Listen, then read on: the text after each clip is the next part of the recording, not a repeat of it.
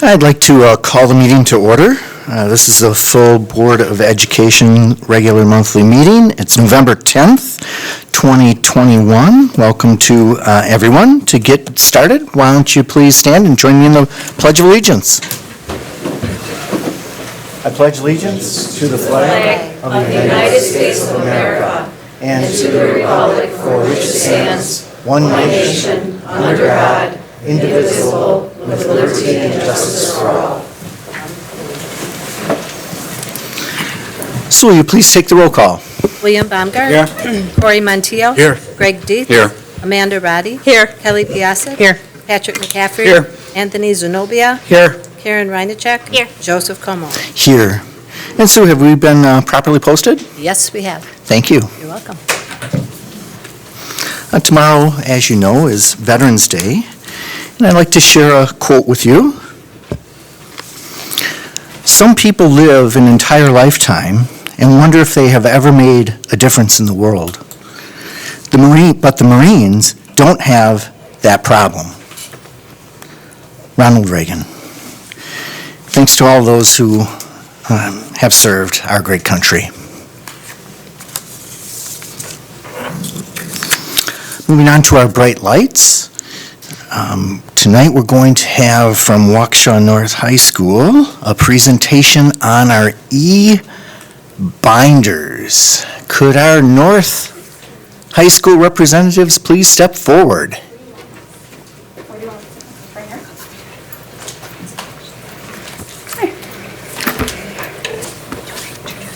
I'll let you do that when I get set up. Good evening. How is everybody doing today? Great. Great. Thanks for having us. Tonight, representing Waukesha North High School, I have Miss Kirsten Wisniewski, one of our physics and chemistry teachers. Kirsten is a wizard when it comes to technology. As a matter of fact, today she was presenting at a state conference in Appleton on Infinite Campus, and then drove right here to present to you, along with two of her students, Jaden Collins and Kayla Gardner. And tonight they're going to speak to you a little bit about what we are calling e-binders. So an electronic form of note-taking. And so I'm going to turn it over to these ladies. Thank you. All right. So yeah, this is looking at notability and really how it supports AVID's focused note-taking. So there's 5 steps to this note-taking process, and one of them is taking notes. So these are just some different examples just from my classroom with chemistry, physics, just different styles and different templates that I can use based on what we're doing that day. And then when it comes to processing notes, once they take them, and then the process goes, you go back to your notes, you revisit them, make edits, ask questions about the notes, and so this just shows a quick little before and after comparison for one of the different note-taking activities that we did.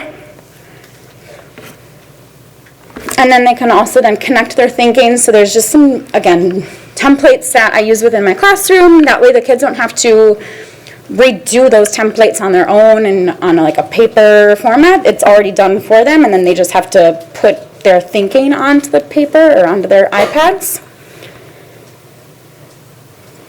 And then the summarizing aspect of it, again, I usually just build these into the notes themselves so that they're there. Sometimes giving them sentence stems or little prompts to get them started so they know really how to get that summary going.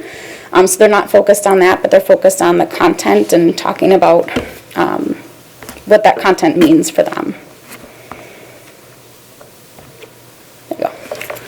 And then the cool thing with Notability, when it comes to applying what they've done, is that you can do side-by-side mode, so having the notes up on one side of their screen, and then another document, or even the same document up on the other side of their screen, to reference what they were just doing in their notes, and then applying it right next to it. So they're not flipping back and forth between different pages, it's all right in front of them on the same platform.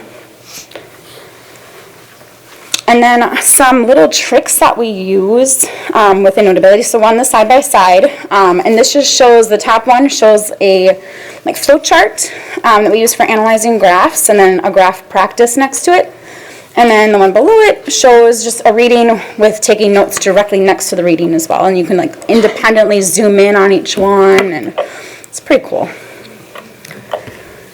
And then these are features that I do not use often, but they are some neat built-in things that kind of just recently happened with a new update. And one of them is changing handwriting to text, so they can just circle around some text and tell it to convert it, and then it'll be typed out text for them. And the other thing that I did not realize it did this until earlier this morning is you can search. I knew you could search text, but I didn't realize it would actually search handwriting, which was really slick. So it'll actually recognize what you've written without even converting it to text first. So if they know somewhere in their notes they wrote this and they just can't find that one note, they could search for it and it'll find it within their notes for them. And then these are some screenshots from the girls' iPads of how they organize their notabilities, and they're very different. I don't remember who it was, but one of you organizes it by like science and has all of your science topics all together, and then you had yours by class and different units. So it's different strategies that they use. Mine is very messy compared to theirs because I have all sorts of classes that I'm teaching. So, but it's still all kind of chunked together like that. And then some neat things that I added this year, because I wanted to be able to star a document, but Notability doesn't have favorites. So we started adding stars to the title of the file when we're done with it, so that they know it's an important document to go back to. And then I saw on some people's iPads too, I don't know if you girls do it or not, but some people were putting check marks then on their name or the name of the file once they had submitted it, so they knew that it was done. And they could just keep it in their documents, and they knew they didn't have to do any more, like they didn't have anything left to submit for that document. And then the other nice thing is too, is that it can organize it different ways. So I title my documents specifically so that it will automatically get ordered in the correct way. For that, just like I guess the order that we did it in. Otherwise they can change it to modified date or the created date, so that it'll organize it in different ways so they can find their documents a little bit easier that way too. And then if you guys want to share a little bit about like how, like why you like using it, or. One thing I really like about Notability is that you can like use different colors, so then it makes it like look nice, and you can keep it really organized and like color coordinate and stuff. Yeah, especially when we're graphing and we have to do different sections of the graph, it makes it easier to see the different sections and split it up so that we know exactly which parts we're looking at and like exactly what second we're looking at it and everything like that. And then like with the flow chart, it's easier to like highlight it so we know like this is this and like that is that. So it's easier to read. And it's really nice in physics because there's like graphing and stuff, so instead of having to draw it on paper, we have the picture, and then we can just annotate it that way. Yeah. Do you guys have any questions?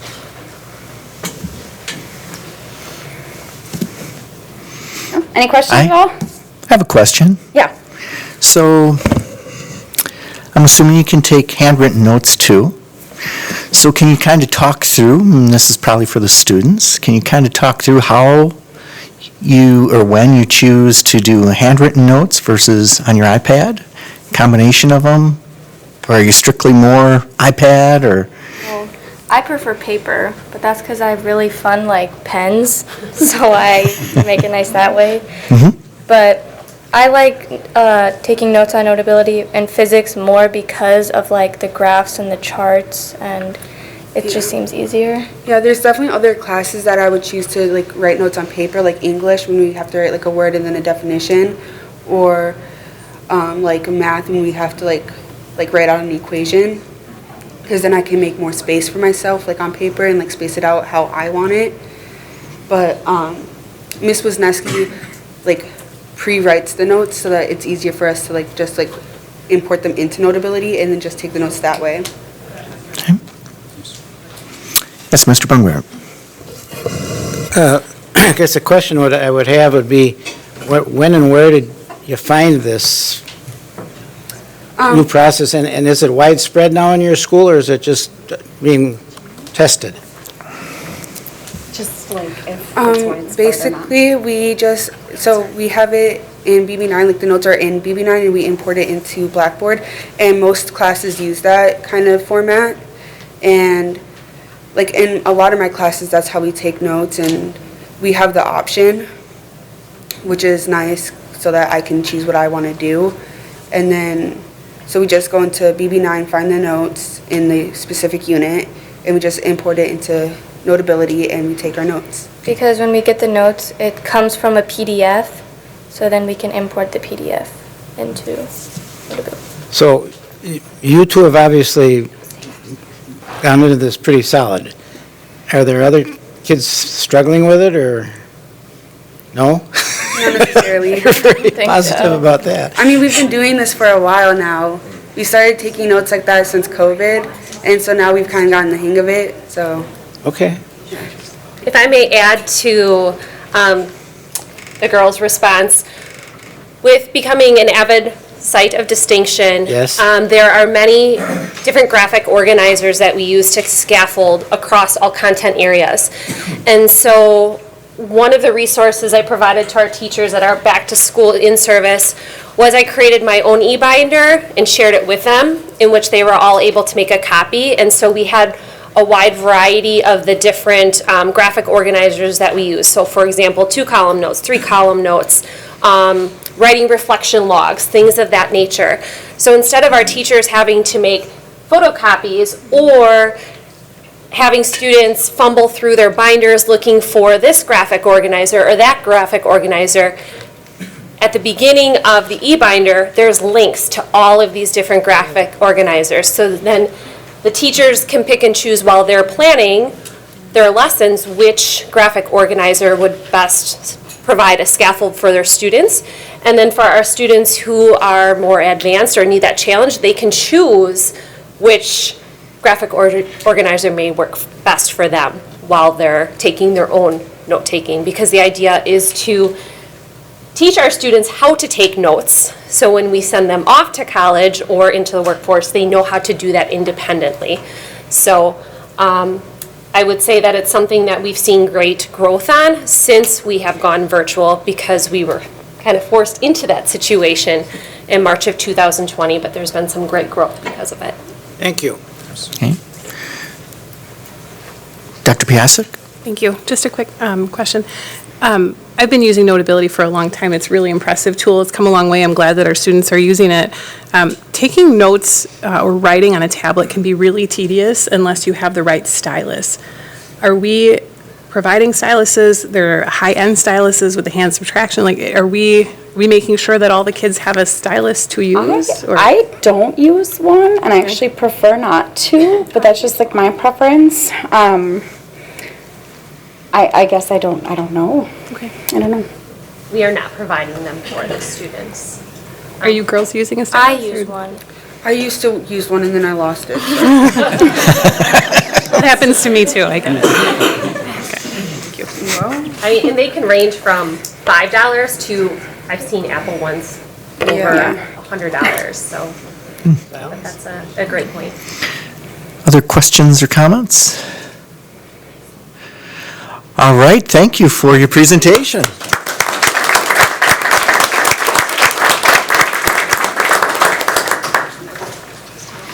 Moving on to our recognitions this evening. Assistant Superintendent Edie. I believe you have one. I do. In the hall, so I'll be right back. I'll bring in a laundry brush.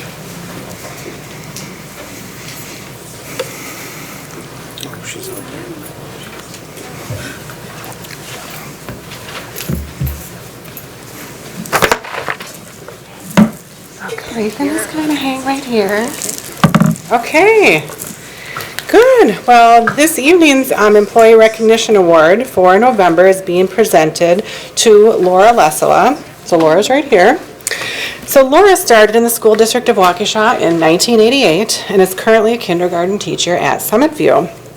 So last school year, she established and fostered a kindergarten class community for students and families choosing to learn virtually.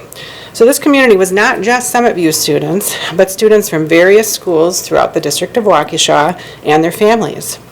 Then mid-year, around 12 new students were added to her class. Mrs. Lesla spent additional time meeting with these students and their families one-to-one to welcome them so they could feel comfortable with the routines and the schedule. She's taught in the district 33 years, and then 29 of them at Summit View. So last year, took everything of those 32 at that time years, and basically turned it upside down. And she went with it. She took on the challenges and the opportunities to learn new technology. She thought differently about her instruction to reach students and found ways to create the community that she so expertly fostered in school and fostered it online.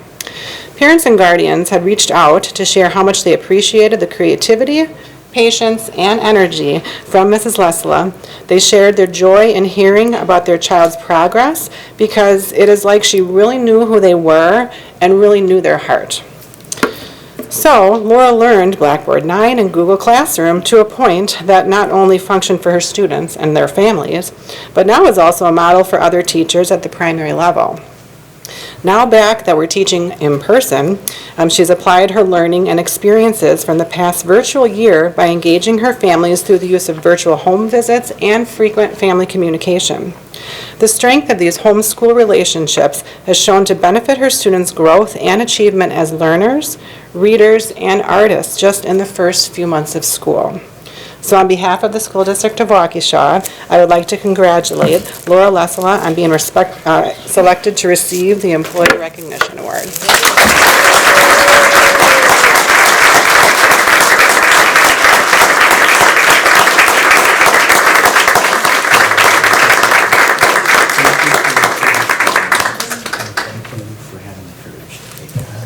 Virtual kindergarten. Yeah. I really appreciate that very much. Would you like to say something? Yes.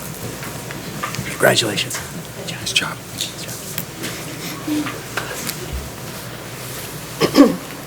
So I was told to say a few, be ready to say a few words. So I really just wanted to say thank you for this amazing honor. Yes, I've taught for so long and I just never thought. You get your thanks from your students, but it's really nice to be appreciated by your adults, your peers around you. So I really appreciate that. As they said, I did work very hard. I had to be very creative. Being a kindergarten teacher, we teach developmentally appropriate practices. We teach hands-on learning, and I had to think about how can I do that virtually with my students, and got really creative, trying to think about what materials families had at home. I have all my manipulatives and things at school, but not all families have that at home. But it worked. The biggest thing, too, is learning about Blackboard and Google Classroom. I've taken several professional developments on Blackboard, but just couldn't get that knack because I didn't have a purpose for it. And now teaching virtually, I have that purpose. And I'm like, no, I get it. I know how to use Blackboard. I know how to use Google Classroom. It was hard work. And when I first started virtually with families, I was a little nervous because the spring was a little bit tougher to just all of a sudden jump in virtually. And I didn't really use Blackboard or Google Classroom. I used Seesaw. So when I took on this adventure, I remember when Garrett came to me and said, would you like to teach virtual? And I was like, sure. And I went home the next day and I thought, oh my gosh, what did I just get into? I don't know if I could do this. But doing all the training, the IT department was just amazing to help be successful with that. Being on a virtual kindergarten team, I loved my virtual kindergarten team, as well as with my virtual team face-to-face teachers at school. Having the support of my principal was just amazing because he would send me little notes because he knew it. Technology I would kind of struggle with, and I just remember getting a little note and saying, if you can do this, you can do anything, Laura. And it really yes, it really kind of hit my heart that yes, we can, if we take on that challenge, we can do anything. So I just appreciate everybody's help that was able to make that a success for me. Just to kind of end, the things that I feel like I learned from virtual learning was to take it slow and work together, and you didn't have to know it all. Because a lot of my parents felt like me, they were very nervous about learning technology, and I said, we're in it together, we're all gonna work together. And so when I didn't know something, somebody in one of my families knew how to do it. And so we helped each other through those experiences. But the biggest thing I've learned, and I really am trying to figure out how I can do this back in my classroom, is building those relationships. I felt like I was in my children's home every day, and they were in my home every day, and I really knew them even more than I know face to face. Because I wasn't just teaching my students, I was teaching families, I was teaching guardians, I was teaching parents. And I'm trying to figure out how we can do that face to face. How do I teach my families how to do inventive writing with kids, because it's really hard for families to know how to do that, and they're not in the classroom all day. But my families were in my classroom all day, and so I really felt I didn't just teach my students, I taught families as well. So even though it was a tough experience, I think it was one of the best experiences I've ever had. And people always will ask me, will you do it again? And I said, sure, but I don't want to do it under these situations of COVID. Hopefully it's a different situation there.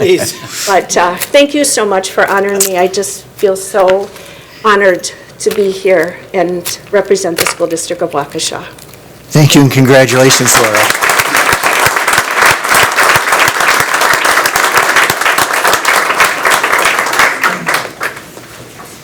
That was great.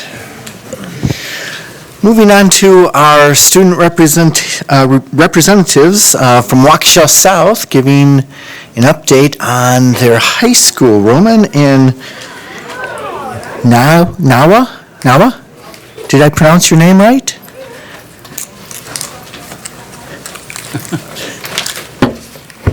Hey, Kevin.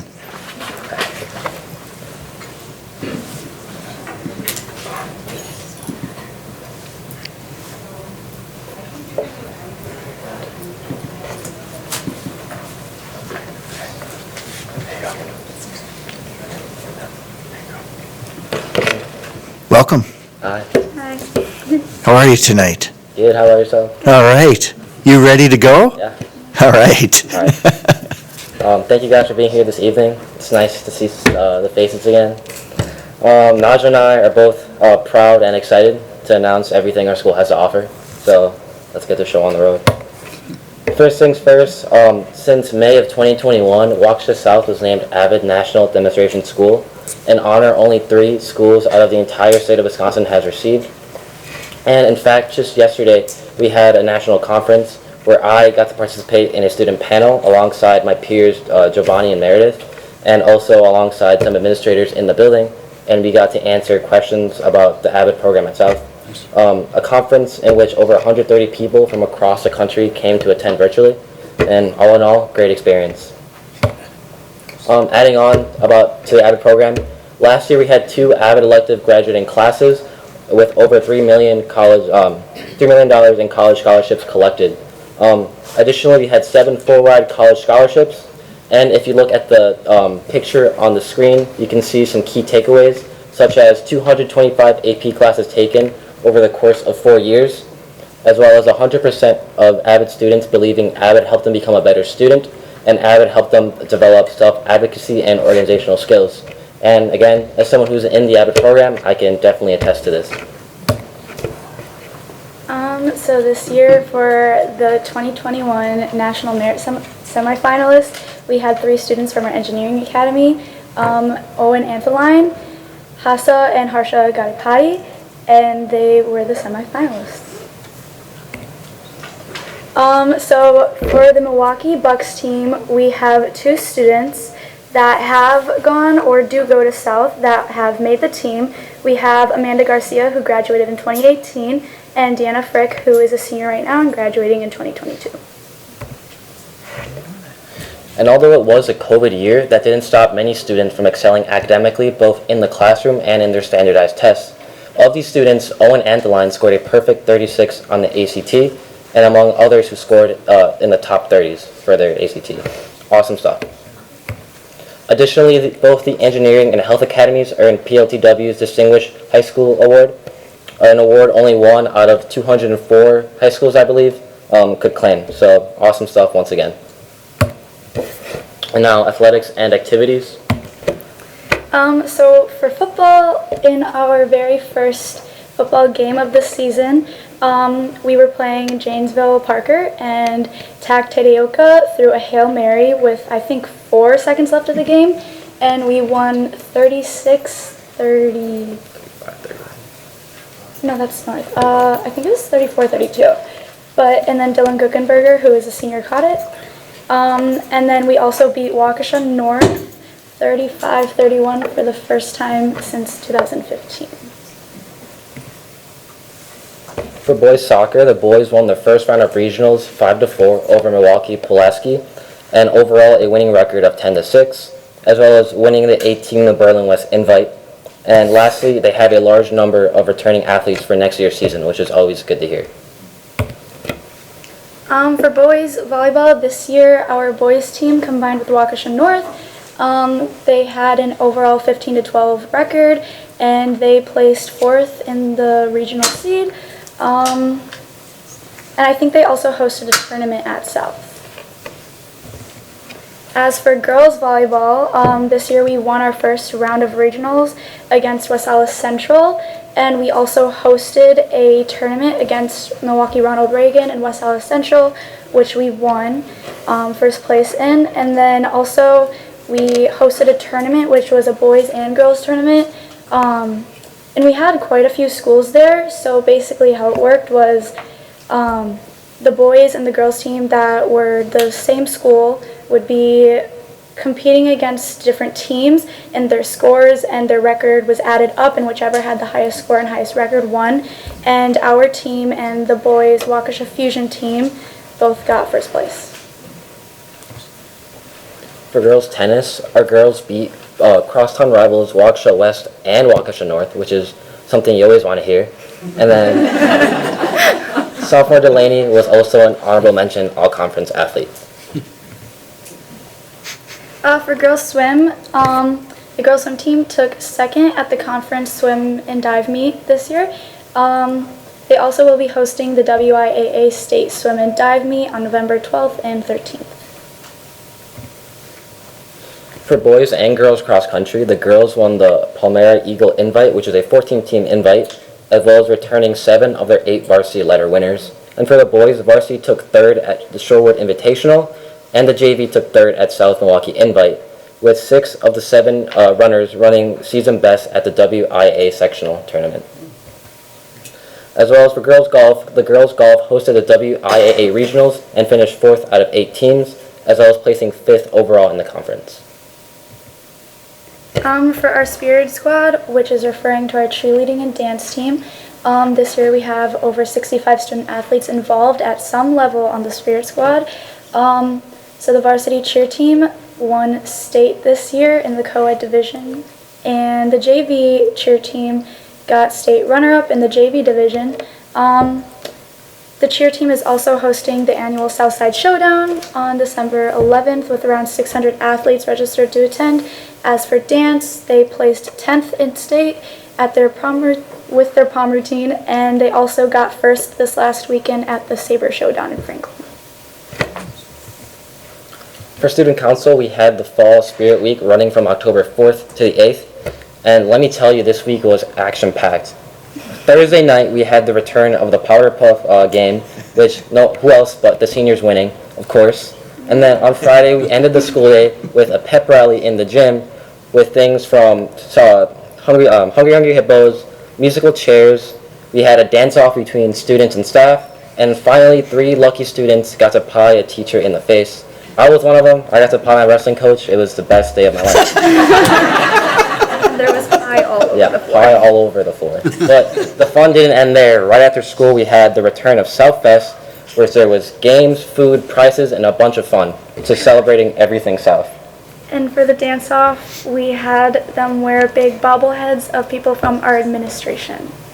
So Kitzler's head was on one of them, and so was Mr. Fisher's. Then after Southfest, we had our homecoming game against West. It Yeah, and then after that, we had our, yeah, you know what happened. After the game, we had an ice cream social where we gave out a bunch of ice cream and gave out free ice cream to the senior class for winning Powder Puff. And then to cap off the week, we had our Hollywood-themed homecoming dance October 9th. And although we had to get up at 7 a.m. to decorate, it was a very fun night. For our drama department, they performed their fall play called Rose of Treason, which was this past weekend on the 4th, 5th, 6th, and 7th. They also combined the whole play into one act, which has advanced to state. And that's it, right? Yeah, that's it. That's it. What questions do we have?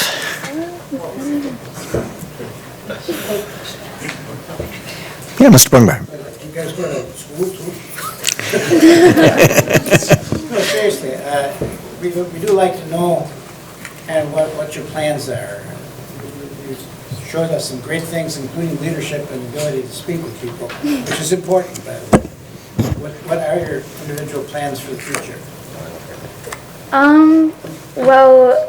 So right now I have taken a class at WCTC for the early college credit program first semester, and I'm going to take another one second semester. And I do plan on going to college. I don't know if I'm playing volleyball in college yet. I might decide. But I do plan on going to college, and I already applied. I got into 5 of them, but I'm still waiting on 2 more. Okay, thank you. Doors are definitely open. No for sure plan, but I did win the Westbridge College Prep Scholarship, and I was a finalist, so that definitely does help a lot. And then I applied early decision Northwestern, so we'll see. Okay. It's a waiting game now. Thank you. Yeah. Other questions or comments? All right, thank you very much for your report. We appreciate it.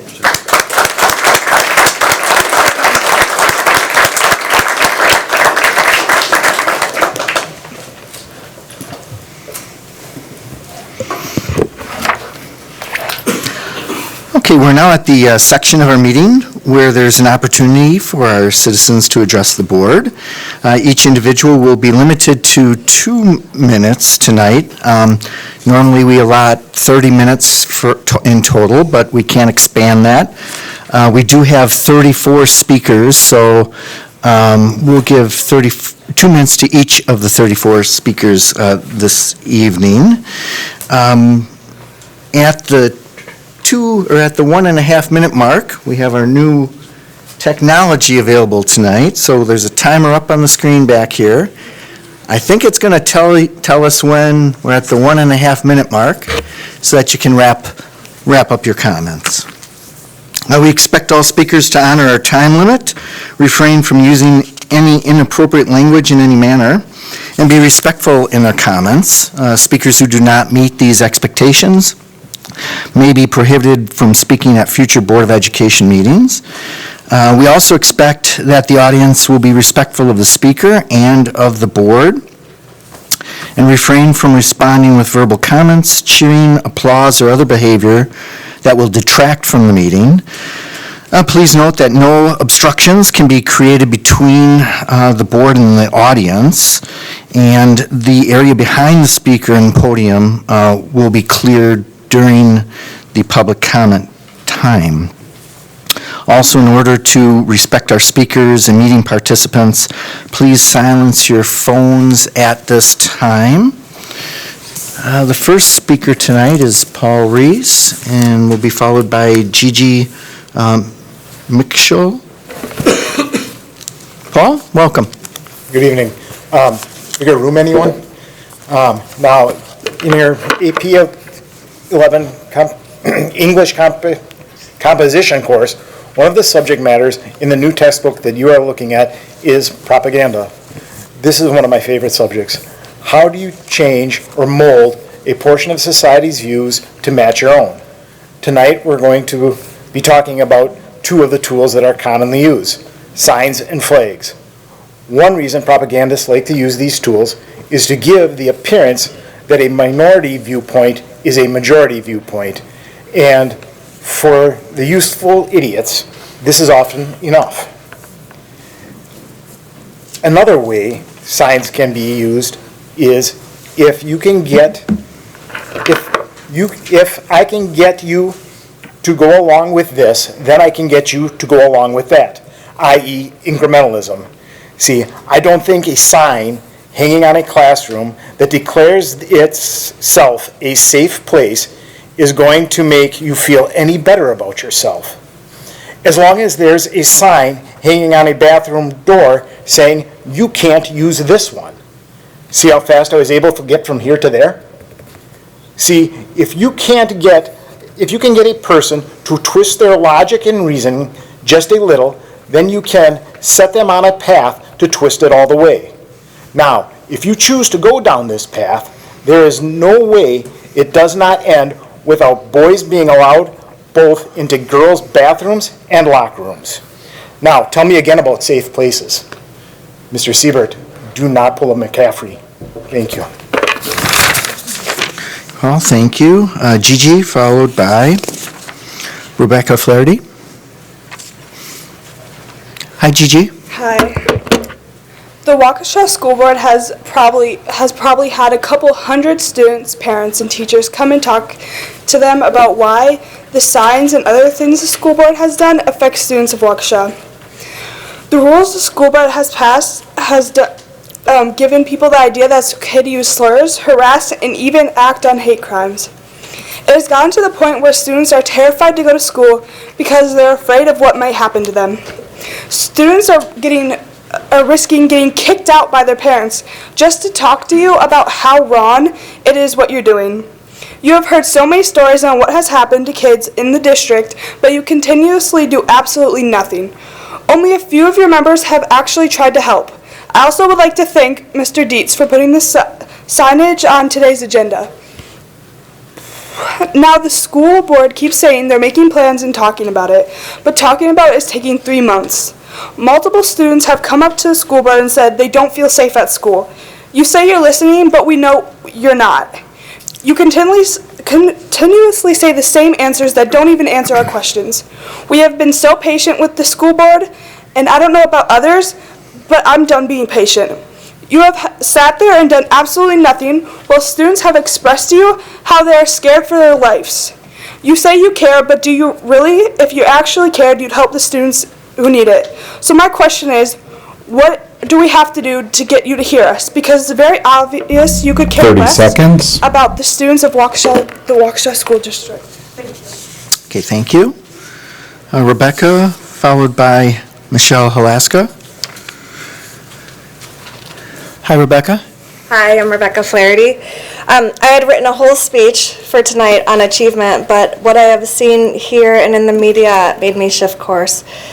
Teachers should be uplifting our students, empowering them, and bringing them together to take on the world as proud, deserving Americans. Instead, some of our teachers are on a crusade here and in the local and national media to convince our students that they are victims because signs about their sexuality have been removed. They are labeling students and calling them marginalized. They are telling students that their identities are under attack and that the policy is trying to remove their sense of self. This is not the intent of the policy. They are telling children that they are no longer safe. If our students aren't safe, please go to the principals, get the SROs involved. Don't just put a sign up. They are telling students to question why we are allowed to have an American flag and fire exits in schools if we cannot have safe space signs. I know some of the students that have spoken here into the media, and I've known them since they were little. They are amazingly talented young adults. They are leaders in our school classrooms, in clubs, in sports, and in the arts. They are well-spoken, well-liked, and deeply respected, not because of their sexual identity, but because of who God made them and their God-given talents. They are beautiful human beings inside and out, and they have a bright future ahead of them. Teachers, please tell them this. Stop calling them victims and telling them they are unsafe.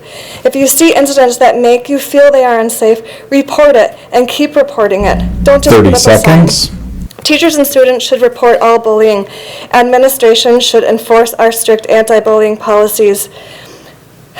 To the students, please know no one is attempting to remove your identities. Teachers, lift up your students, focus on what they have in common instead of how they are different. Recognize that high school is hard for all students regardless of their sexual preferences. I have many, many stories of straight children being bullied for years and years as well. We need to stop it. Your time has across the board. ended. Thank you, Please help Rebecca. us stop bullying. Michelle, followed by Bridget Simons. Hi, Michelle. Hi, everyone. Dr. Siebert, again, thank you so much for implementing the policy, and please don't pull a McCaffrey as well. I am a resident of the school district of Waukesha. I'm also a prospective parent of an incoming 4K student. And I say possibly because I am deeply concerned about the proficiency, at least at the third grade student level. The forward test given in the spring of each school year has been less than 50% proficient since 2015 and 2016. Why is this? I have an option to go to Waukesha Catholic, Lake Country Classical, New Berlin School District, Elmbrook, and possibly the National Heritage Charter School that might be being built here in the next year. When I can go there and get a better education than I can get here. And I'm paying a lot of money in taxes every year for mediocre education, for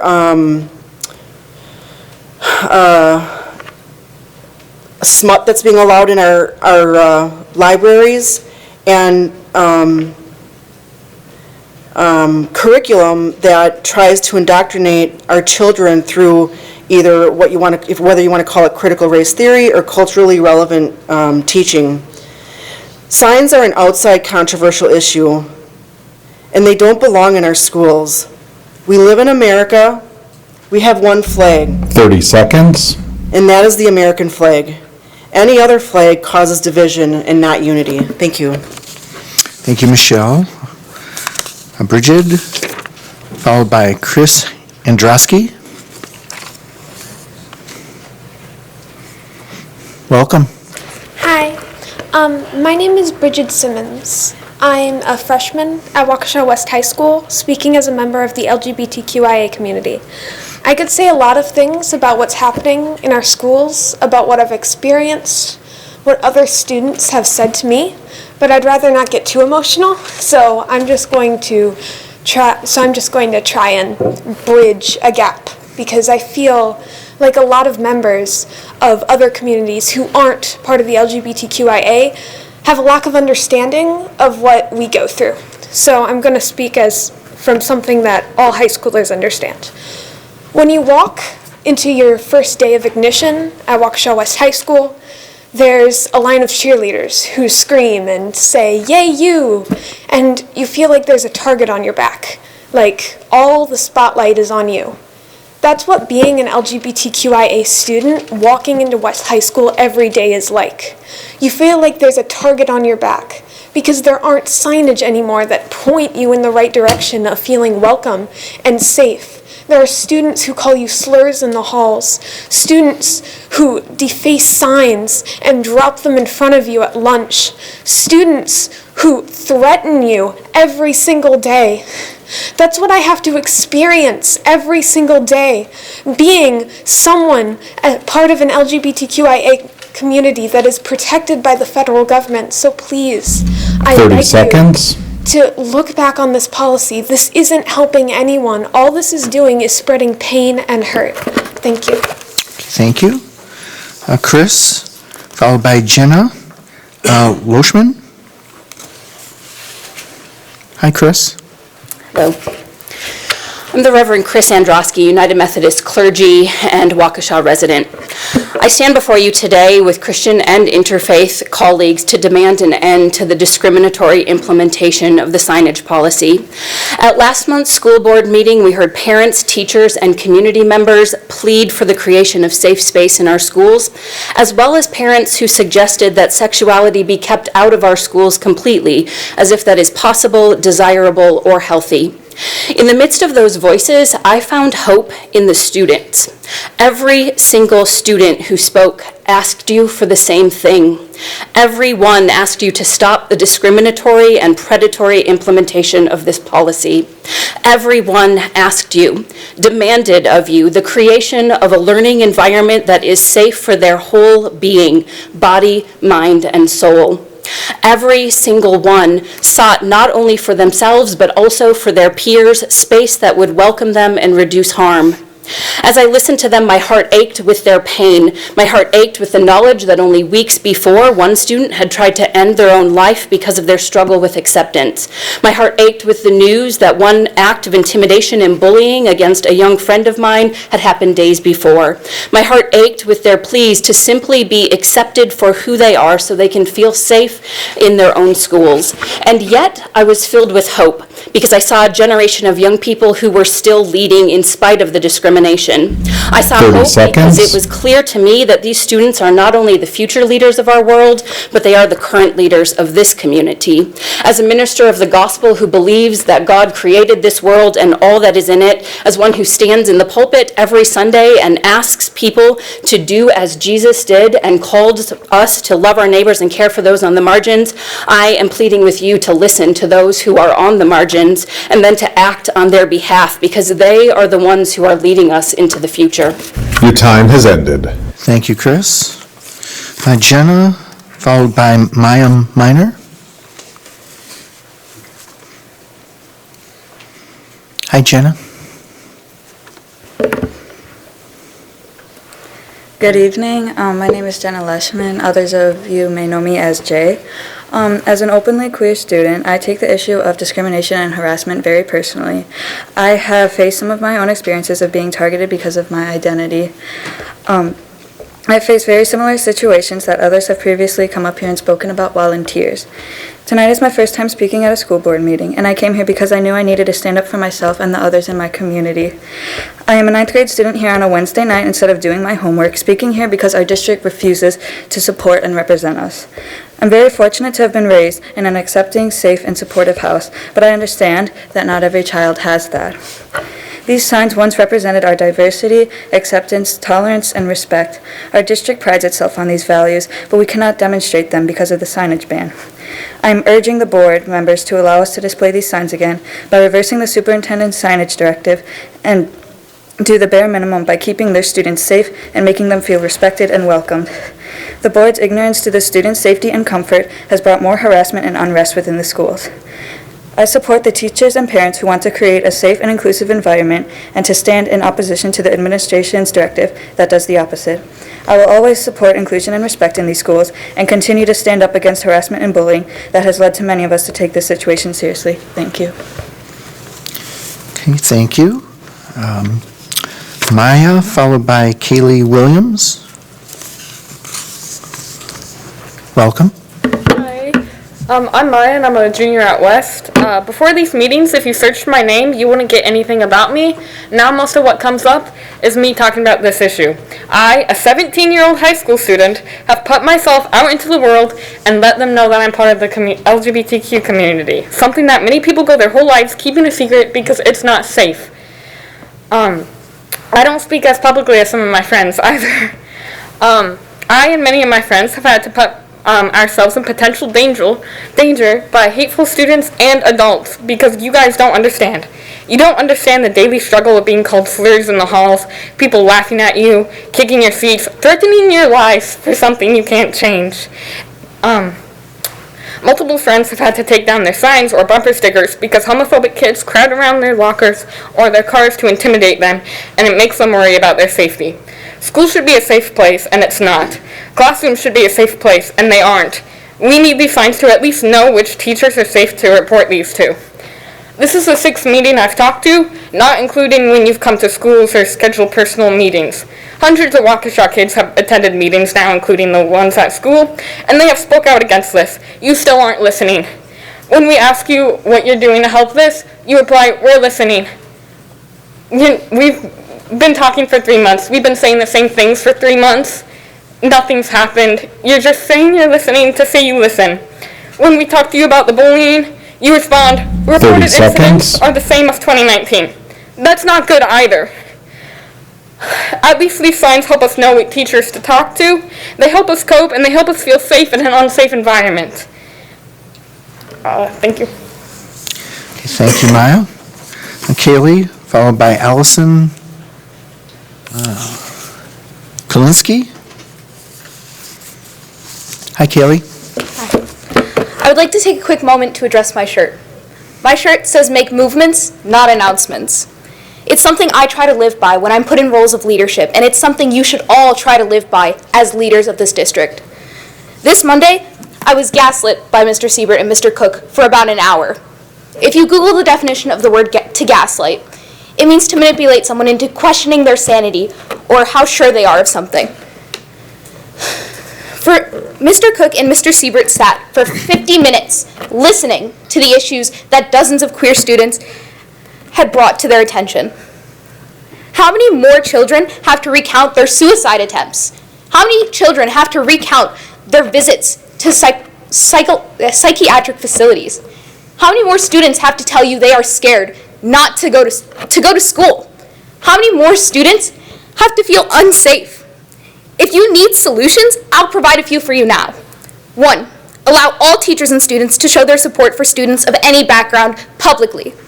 2, instill a strict zero-tolerance policy against any bullying, harassment, or crime targeting students. 3, change the categories for incident reports to include discrimination of any kind. Then maybe you would get accurate results about what has changed between 2019 and 2021. 4, educate your students and staff on the meaning of things deemed too political, such as pride flags, Black Lives Matter, and Blue Lives Matter. 5, include any and every student in the design and execution of all policies relating to curriculum and inclusion immediately. You have heard and taken notes with 2 out of 3 high schools thus far. Now it is time to move into action with your students and staff to create a safer environment rather than announce your presence to those who will not respect you, when all you do is watch idly as dozens of children in your district contemplate and attempt to take their own lives. Thank you. Thank you, Kaylee. Allison, followed by Sarah Harrison. Hi, Allison. My name is Allison Kolensky. I'd like to start this by saying thank you to all of you for coming to be here tonight. We really appreciate all the time you are taking out of your day to listen to us, but only listening to us is no longer enough.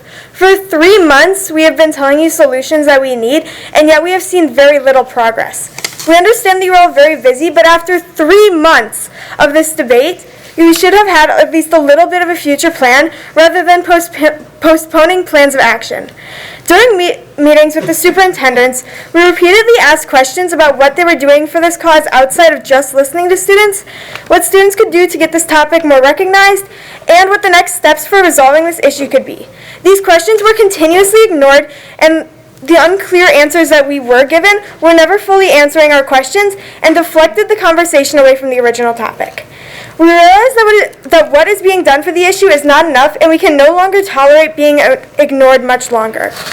You have heard the traumatic stories students and teachers are sharing at these school board meetings, and the fact that nothing is being done shows how little the well-being of the students is put into these decisions. You know that the removal of anti-racism and safe space signs is negatively affecting students and paved the way for an uprising of hate and discrimination minority students face. Yet this fact continues to be ignored, and instead false statistics are being looked at. Despite your knowledge of what is happening, the only thing being done about this is listening. No further action is being 30 seconds. taken. Allowing pride flags and safe space signs and anti-racist signs to be rehung in classrooms is the solution we are looking for to help solve the issue of discrimination many minority students face. And we would greatly appreciate if you would reconsider your decision. Okay, thank you. Sarah, followed by Chuck Harrison.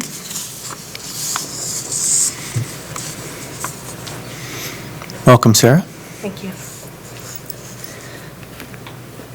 Multiple comments tonight illustrate that our community is not free of discrimination against LGBTQ+ people. Straw man arguments about non-existent issues such as removing fire exit signs, adults victimizing students, and all-gender bathrooms are fabrications that are designed to distract you from our students who are in pain and are bravely coming forward to share with you very personal and scary experiences. There's an organization called GLISTEN, founded by teachers, that seeks to end discrimination, harassment, and bullying based on sexual orientation, gender identity, and gender expression in schools. GLISTEN research shows that 59% of LGBTQ+ students have felt unsafe in their own school because of their sexual orientation. Supportive educators can save student lives and improve student quality of life. The number one recommendation for educators on the GLSEN website is to show support by displaying a safe space sticker and poster in the classroom. As a parent of 2 Waukesha students, I teach my kids that our home is a safe space. School should also be a safe space for all students. That means people of any political, social, or economic background. That means people in the majority or in the minority. Please take action now. Educators, I encourage you to visit glsen.org for resources. Dr. Siebert, I urge you to remove this dictum that the signs are removed. And if that does not happen, I urge the school board to take action and allow the signage to be reposted. Thank you. Okay, thank you. Chuck, followed by Alex Bonnell.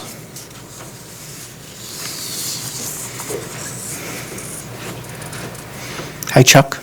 Hi. Hello, everybody. Okay. I'm here to urge you to think about the effect that Dr. Siebert's signage directive is having on your students. I've had a disappointing amount of my peers talk to me about the negative impacts this directive has had on them personally, and 0 logical points so far in favor of the directive. You all have listened to me and some of my friends and peers voice how this has hurt us. You've watched people on the verge of tears begging you to listen to them, begging for these signs to be put back. What will it take? If all of this, a group of students coming to you, nearly crying, in desperation, does not make you budge, what will?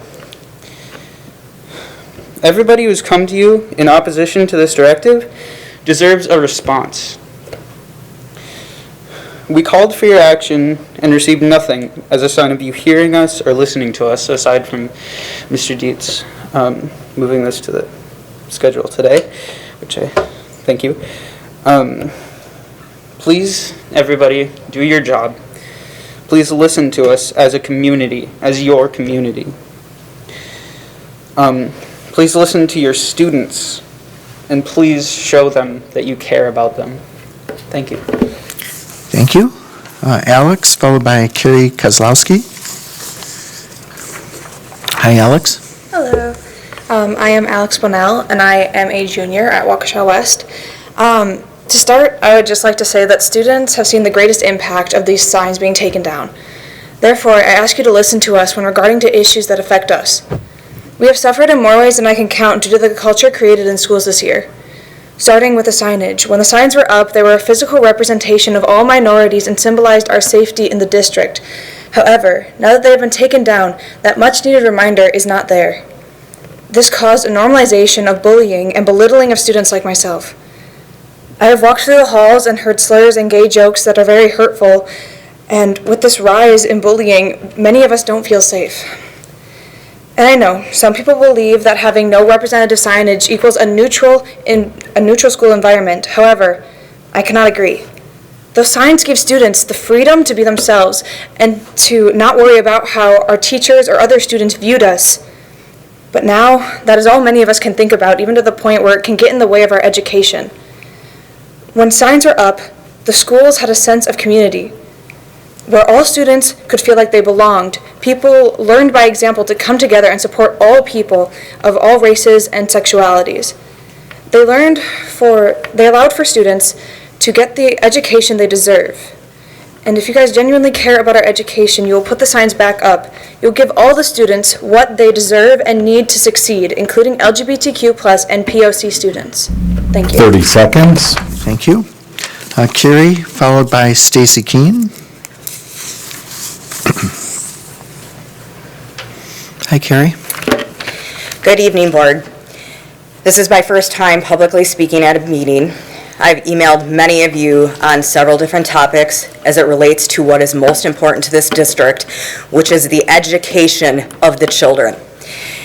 I watched the TNL meeting that we had last week. I was a little disappointed. I was disappointed that we were presented with data by an administrative analyst without having clear insights, data trends to address gaps in proficiency. In fact, the data that was presented gave us a tone that we are doing well. I hate to tell you this, but the elephant in the room that was left out is that 60% of our district, which is roughly 7,800 students, are below proficient, meaning proficient is average. Below average means that they are unable to meet the basic requirements to thrive in the world for college readiness, business readiness, and job applications. We are preparing and releasing our kids into a world that they are emotionally not ready for, they are academically not ready for. And if we don't get our arms around this data and how we gain proficiency in our district, we will lose time. 30 seconds. We ran a data trend on ourselves for the last 6 years based off of state's data to take a look at the trend, of which I would have thought that the 2020 results would have shown that we had a dip. The pandemic was nuts.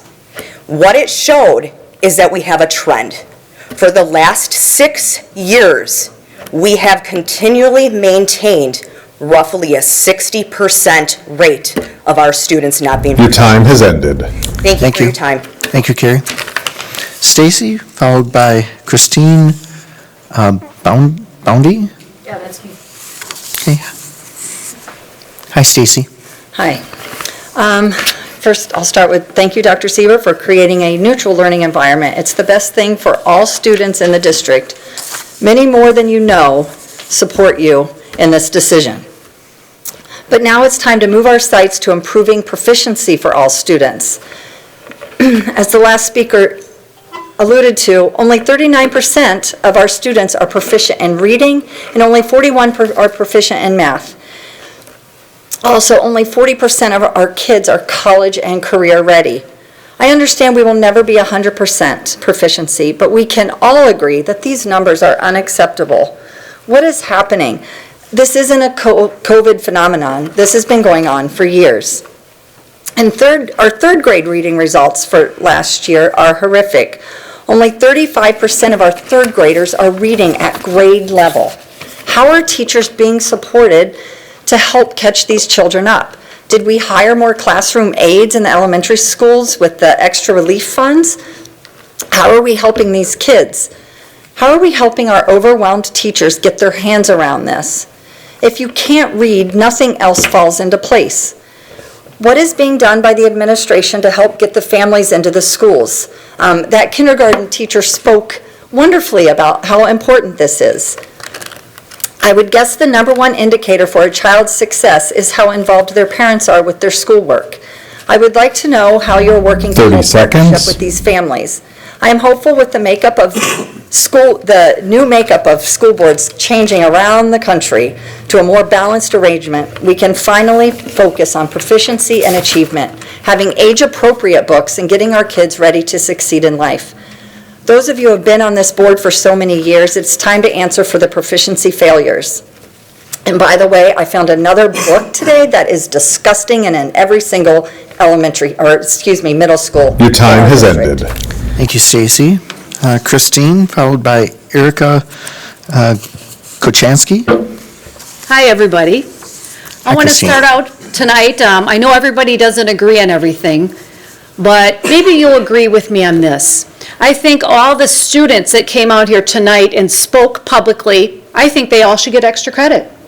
Because this is a great, whether we agree on all the issues and everything, this is a great learning environment for all these guys to understand the democratic process, public speaking, and just understand decorum and those types of things.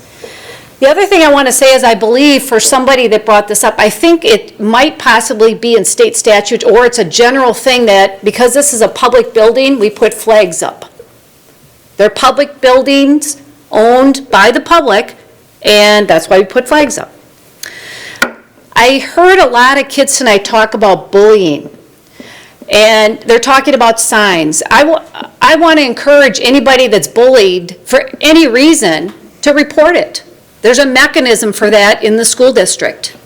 The other thing I'd like to say is I think maybe there needs to be more education in the schools in general on what bullying is. There's programs. I think you guys might do something, I don't know, I think October was National Bullying Awareness Month, or maybe it was November. Aren't we doing more in our schools? Because kids get bullied for different reasons. It's not just sexual orientation. It's not because you have purple hair. Kids get bullied. I was bullied. I was fat, okay? Well, I still am, but whatever. I was fat. I had acne. I was bullied as a kid. It's not a fun thing. So there are things to deal with that, and maybe people just need education in general. And I'm going to talk about signs. I'll tell you the kind of signs I want to see in my school. I want to see the sign that says respect one another. I want to see the sign that says don't have sex before marriage. I want to see the sign that says respect. I want to see a sign that says read. Read, read, read, because our academic performance as a school district is not very good. Thank you, Christine. Erica, followed by Melissa Bushman. Hi, Erica. No gun tonight. Interesting. Okay, hi. First I want to thank Mr. Dietz for putting inclusion on tonight's agenda. I'm hopeful that all board members, having had ample time to listen to our students, staff, families, and community, are prepared to rescind the directive to remove inclusive signage from our schools. I want to explain why inclusion is important to me. 12 years ago, when my husband and I had our first child, we knew nothing about autism. 2 years later, that child, our daughter, was diagnosed autistic. At first, we attempted to mold our daughter into as typical a child as we could. We truly thought that doing so would make life easier for her in the long run.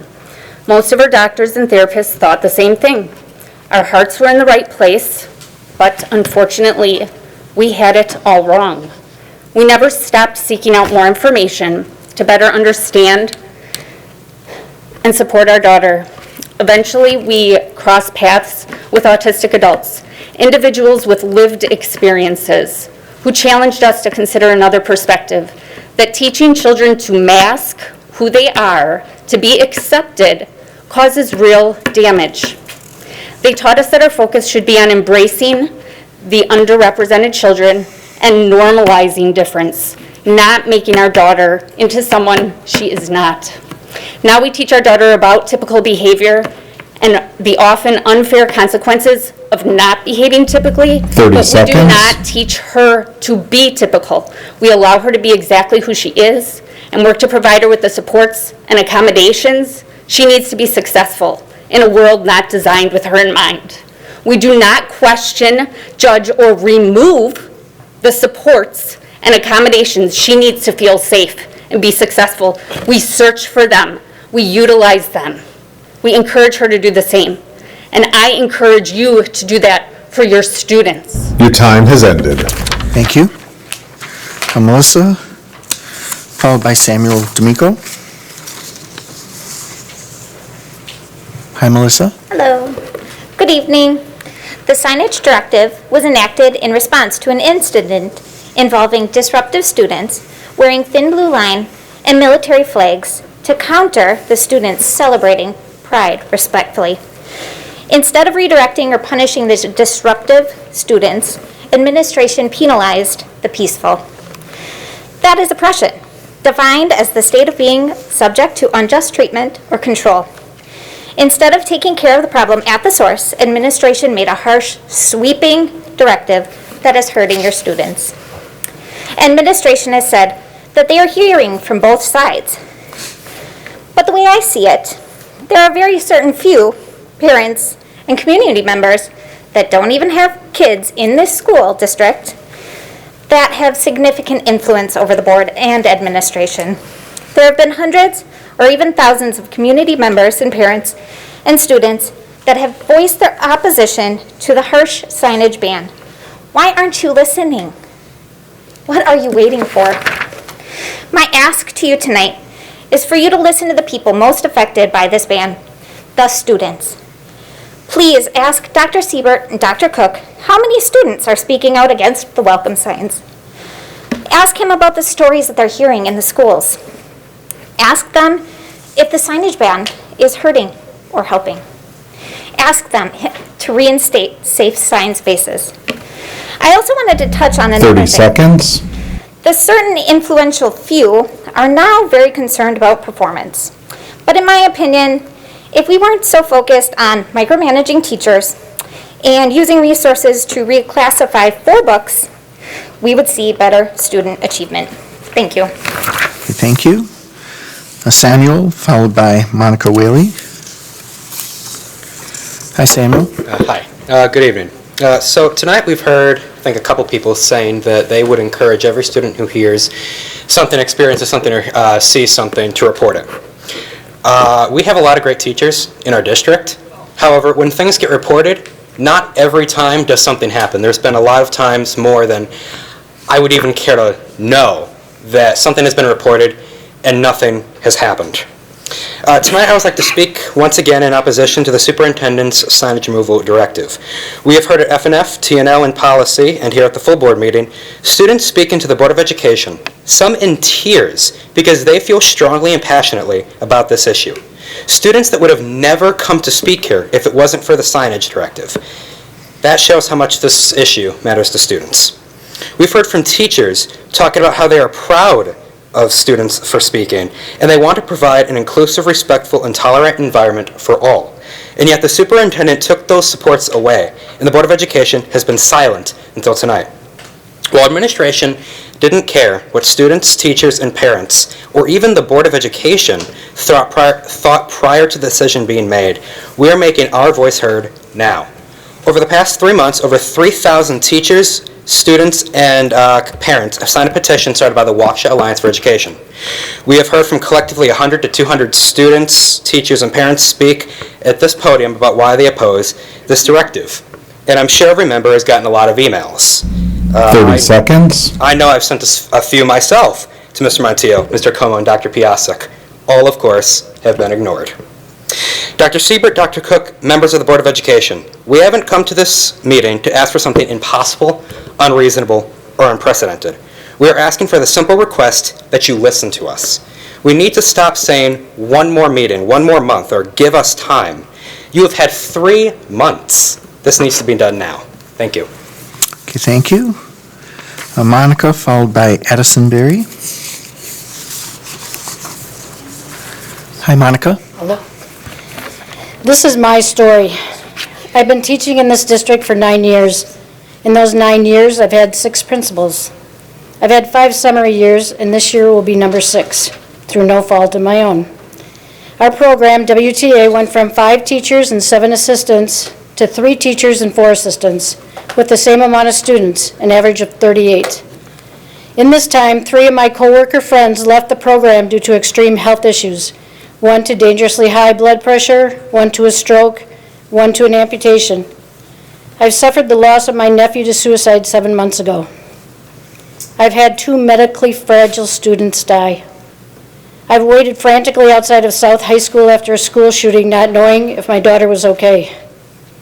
Have any of you ever had to experience that kind of overwhelming fear regarding your children? In my 9 years, after all of these incidents, not one administrator in this district checked in with me to see how I was doing. Not one email, not one text, not one visit, not once. So it's not surprising that these pleas and stories of our students and teachers are now falling on deaf ears. Their overwhelming fear of what happens next. The removal of signage in our schools is extremely dangerous for our marginalized students. They've always been so vulnerable, but now they're targets. With signs of inclusion and safe spaces, they knew where they could seek refuge. Teachers were able to identify themselves as safe havens, and adults who they could talk to for comfort, understanding, and safety. Having had these signs already established in our schools guaranteed that support. Not all teachers are safe havens for all students. Those students who had found the courage to come out did so knowing that there were safe places. By banning the signs, you have alienated those individuals. You have emboldened the homophobic haters, and hate is never the answer. Please return all signs of inclusion and diversity. Thank you. Addison, followed by Kristen Jakowitz. Hi, Addison. Hi, my name is Addison, and I'm a sophomore at Waukesha South. I am queer and Christian. Suicide is the second leading cause of death for young people, with LGBTQ youth being 4 times more likely to seriously consider or attempt suicide. For us to thrive in schools and communities, we need to feel socially, emotionally, physically safe and supported. Studies have shown that a positive school climate has been associated with decreased depression, suicidal feelings, substance use, and unexcused school absences for LGBT students. Taking away safe space signs in schools makes students feel the opposite of this. We instead feel unsafe and belittled. Taking down safe space signs is telling students who need a little extra help that their issues don't matter. Signage is a place to help students with specific problems find someone they can trust. They need to know that they are supported by their teachers and can go to them if they ever need help.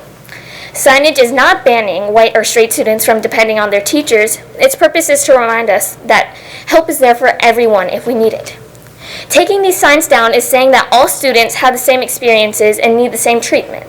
You're telling me that a student who has to come out has the same experiences as someone who can openly discuss their feelings. You're telling me that a student who could be disowned for loving someone is the same as a student who can bring their partner home to their parents. Same-sex marriage wasn't legalized until 2015. That's only 6 years ago. You cannot erase years and years of discrimination, injustice, and abuse, and you certainly shouldn't pretend it never happened. 30 seconds. These safe space signs help students feel comfortable with themselves and their school. It helps us feel heard, understood, and appreciated. How could you take that away from us? How could you take that away from all the students in the district? How does banning equity teaching and removing safe space signs help students feel safe? LGBT students are bound to have some different issues that need to be accounted for. We need to show everyone that we all have different experiences and issues that matter. That's why safe space signs are critical. Thank you. Your time has it. Thank you. Kristen, followed by Vincent Duder.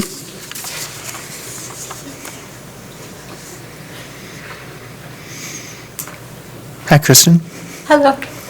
Thank you for your time. I had some stuff prepared and I just decided to kind of go a different route tonight, but I want to thank the board for everything that you've done in the last 6 months or so that really have put parents back in the driver's seat for our children's education. When I spoke to the board previously was regarding masks and mitigation things, and I'm so appreciative that parents have been the ones who've been able to make those decisions for kids for this year. And again, I appreciate taking the politics out of the classroom as well. Teen years are rough for everyone, and not just people from particular groups of people. And when bullying and things are happening, absolutely 100% they need to be addressed.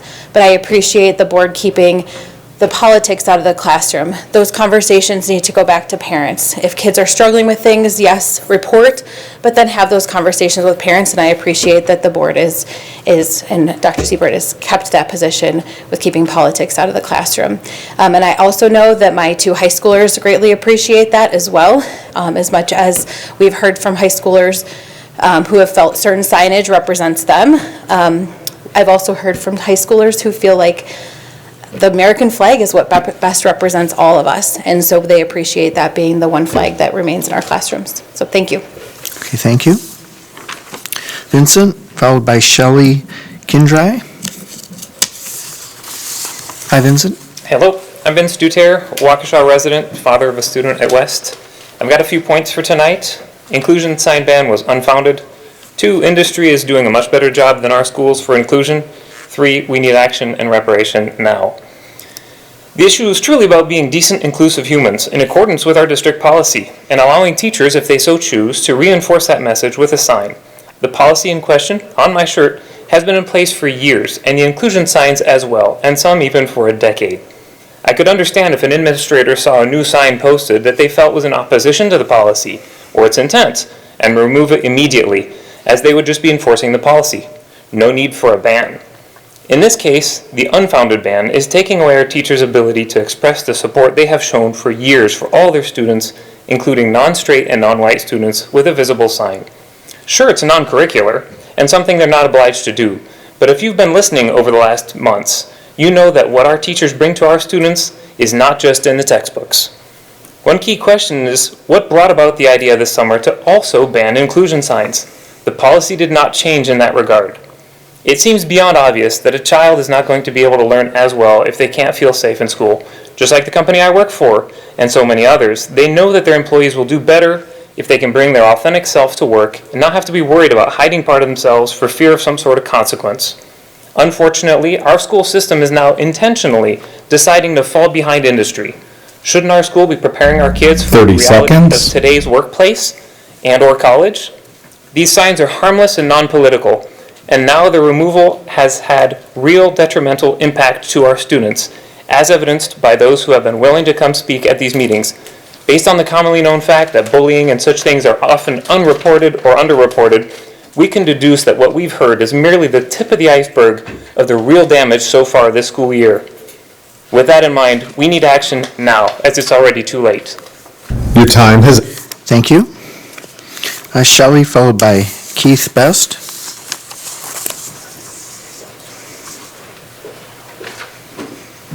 Hi, Shelley. Hi, everyone.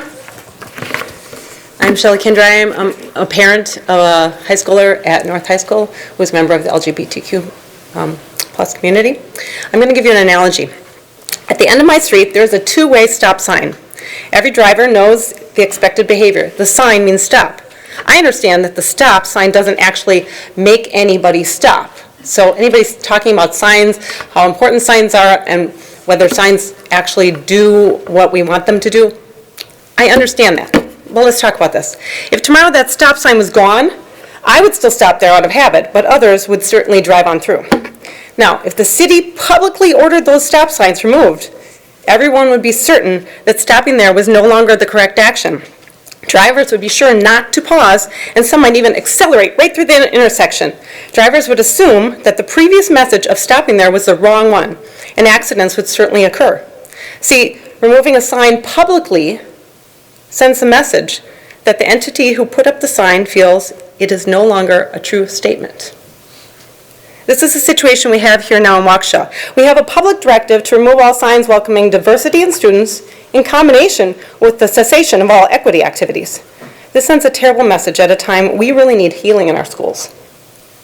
Here's the most important idea I want you to consider here. It does not matter what the intent was in removing the signs. What does matter is the perceived message created by their public removal. And that message is not determined by administrators or parents or BOE members. It's only determined by the readers of the signs who are impacted by the removal.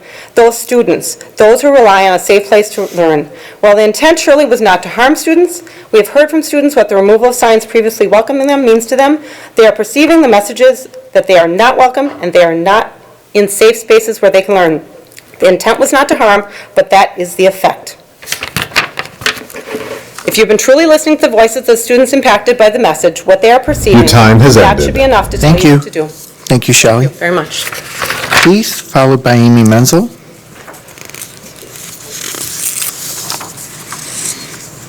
Hi, Keith. Good evening. My name is Keith Best. I'm a resident of the city of Waukesha and the grandfather of 3 students that attend Waukesha School District schools. I understand where Superintendent Siebert came with this policy. After all, it's the only fair policy. It's the only policy that can be really fair to everyone. Now, I understand there's a very vocal minority group that wants to see an exception being made. Well, I propose another exception being made. How about a Christian flag being allowed in the schoolrooms? After all, Christian students need a safe space. Christians have been persecuted for thousands of years. Well, not only that, but what about the students that want to see, pursue a law enforcement career? Well, then we should put this flag back up so they have a safe spot. So, in all fairness, if you're going to make an exception for all. Otherwise, you should go back to the policy that was implemented by Superintendent Siebert. Thank you. Thank you. Amy, followed by Hillary Neal. Good evening. Again, I come before you as a teacher, a parent, and a community member. I stand before you tired, frustrated, and determined. Tired to be here yet again, speaking yet again on issues of equity. Frustrated to feel as though voices are not being heard and adequate action is not being taken to ensure that all students feel safe and supported in our schools. And determined as ever, to stand for equity. As an advisor for the Waukesha West Black Student Union, I was in attendance at the listening session with Dr. Siebert and Dr. Cook yesterday. I've compiled my notes and will email them to all of you in the coming days. For now, I'd like to simply share 2 student comments with you. One student said, "The problem is that racism isn't being addressed as it should be." Another student said, "The environment at West is getting progressively worse. A lot of it is ignored, and people should be educated on how they're hurting people." This is sobering. I think it begs 2 questions. How are we addressing these issues, and how are we helping ensure people are not hurting people? Certainly, we have work to do. Thank you. Hillary, followed by Marilyn Granger.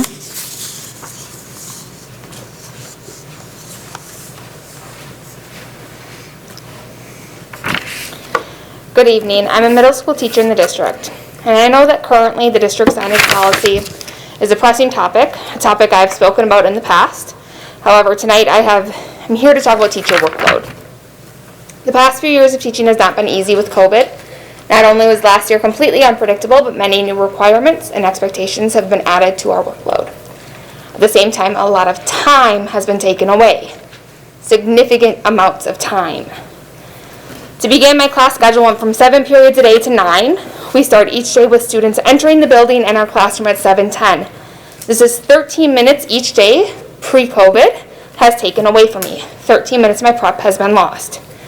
We then have step up every morning for first period. For this class, I have to prepare lessons for second step, Too Good for Drugs, academic and career planning, on top of the curriculum that I already plan. I then have an 8-period day remaining. Each class period is only 43 minutes. That's it. This is a loss of 11 minutes a class, which results in 22 minutes of my prep time lost each day among my 2 preps. On top of that, I teach 6 class periods instead of just 5. As a math teacher, each hour I have to incorporate a 5 to 7 minute long number sense warm-up, a lesson, work time, 10 minutes of ST math, and individually support students who are struggling in 43 minutes. These shorter class periods require me to teach the same amount of curriculum as I have in the past. 30 seconds. But I've taken away 11 minutes of my time each hour. That's a class period each week, or 33 hours a year. This schedule has added 2 classes and taken away 35 minutes of prep a day, which is 3 hours a week or 105 hours a year. I have lost 105 hours of work time. Education takes time to plan and prepare, and I've lost that time. I have more expectations than ever before and less time to do that. Significantly Your less time has ended. Thank you. Marilyn, followed by James Touchstone. Welcome, Marilyn. Hi, thanks for allowing me to give my 2 cents worth. I'd like to say proficiency really should be the focus of our learning, reading, writing, math, not critical race theory. Or critical race theory under any other name. It's very divisive. It puts people into groups. You're either an oppressed or oppressor. And it's really making things worse. And please look into those sexually explicit books in the library, which another one was mentioned this evening, and have them pulled. There's no place for that kind of stuff in school. Also, no gender therapy, especially in the lower grades. These kids are like sponges. They'll soak up information that's way above their developmental levels. Not everyone is transgender either. It is common for a teen to ask questions of sex, but not a 2nd or 1st grader. Another issue is no mask mandates. Studies show they don't work, and everyone can see From the past 2 years, they haven't done the job we were told they would. Also, no vaccine mandates. Parents have the right to choose what they think is best for 30 their children, seconds. not the government. It's a travesty how the administration is pushing the vaccine on little kids. And last, signage, which is a big topic around here. I think the ideas of having a class on bullying would be a good idea, and respect signs, and at the very least, if safe signs are the biggest issue. Your time has ended. Thank you, Marilyn. Thank you. James, followed by Amy Reynolds. Hi, James.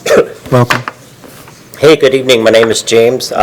I just wanted to give a couple shout outs for good things happening in the district, as we often come and talk about the negative. I have 2 daughters in South. They're both in Avid, and I thought that was awesome. That was one of the things I was going to mention before that came through here today. That's a great program, and it's really, really helping them.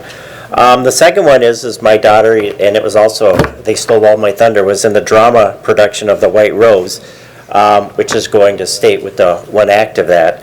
But The White Rose talks about Christian students resisting fascists in Germany when they were coming up. And it talked about 5 Christian students who actually wound up paying with their life for what they believed in. And it got me thinking about this whole topic of signs. We know that signs don't really stop bullying, because if signs would stop bullying, then the Treaty of Versailles would have stopped Hitler in World War II. So an evil person intent on bullying or causing trouble is just going to be an evil person intent on causing trouble. Therefore, the real issue that we need to focus on is learning not to put everybody into groups, but to get together and to understand that it's really about human relationships. And we need to focus on equal opportunities for everyone, not equal outcomes. And the third thing that I really wanted to talk about is a place to meet where we can have a better room for these meetings. I don't know if you guys have been to the Kettle Moraine School Board meetings. I've been out there. They have their libraries set up. It's really nice to have cameras and speakers, and they go in and out there. 30 seconds. It's worth a field trip to see how you could run this meeting in a library so we could all be in the same room, which would, I think, help bridge the gap and not separate people and bring us together in better unity, which is what we need in the classroom. And if we really believe that science would work, then we could just get straight A's. I could put in my house, daughters, do your chores. Thank you. Amy, followed by Joey Jacobs.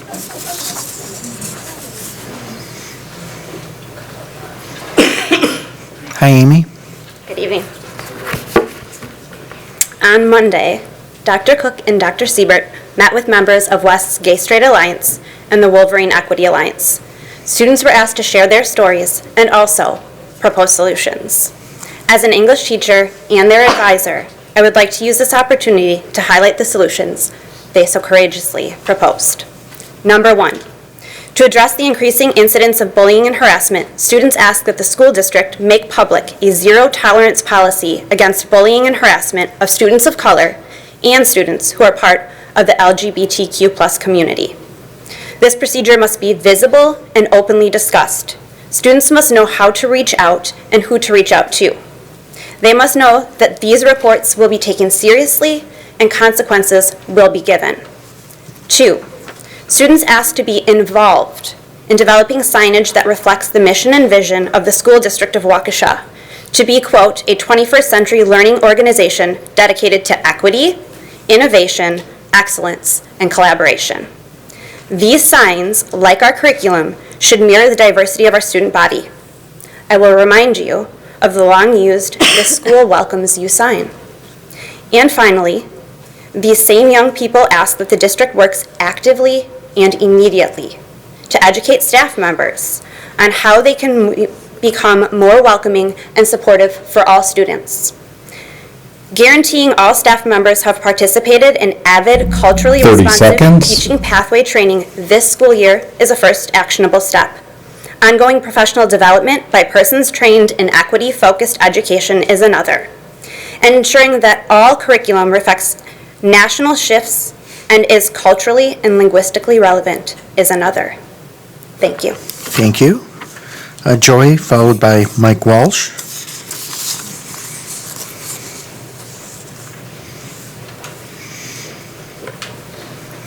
Hi, Joy. Notice an American flag over there. I just wanted to point that out. I'm Joey. I'm a senior at North, and I don't need any extra credit for this. So while being inducted to the TV Hall of Fame in 1999, Mr. Rogers said, "Who in your life has been such a servant to you? Who has helped you love the good that grows within you? Let's take 10 seconds to think of those people, who have loved us and wanted what's best for us in life, those who have encouraged us to become who we are tonight." Just 10 seconds of silence.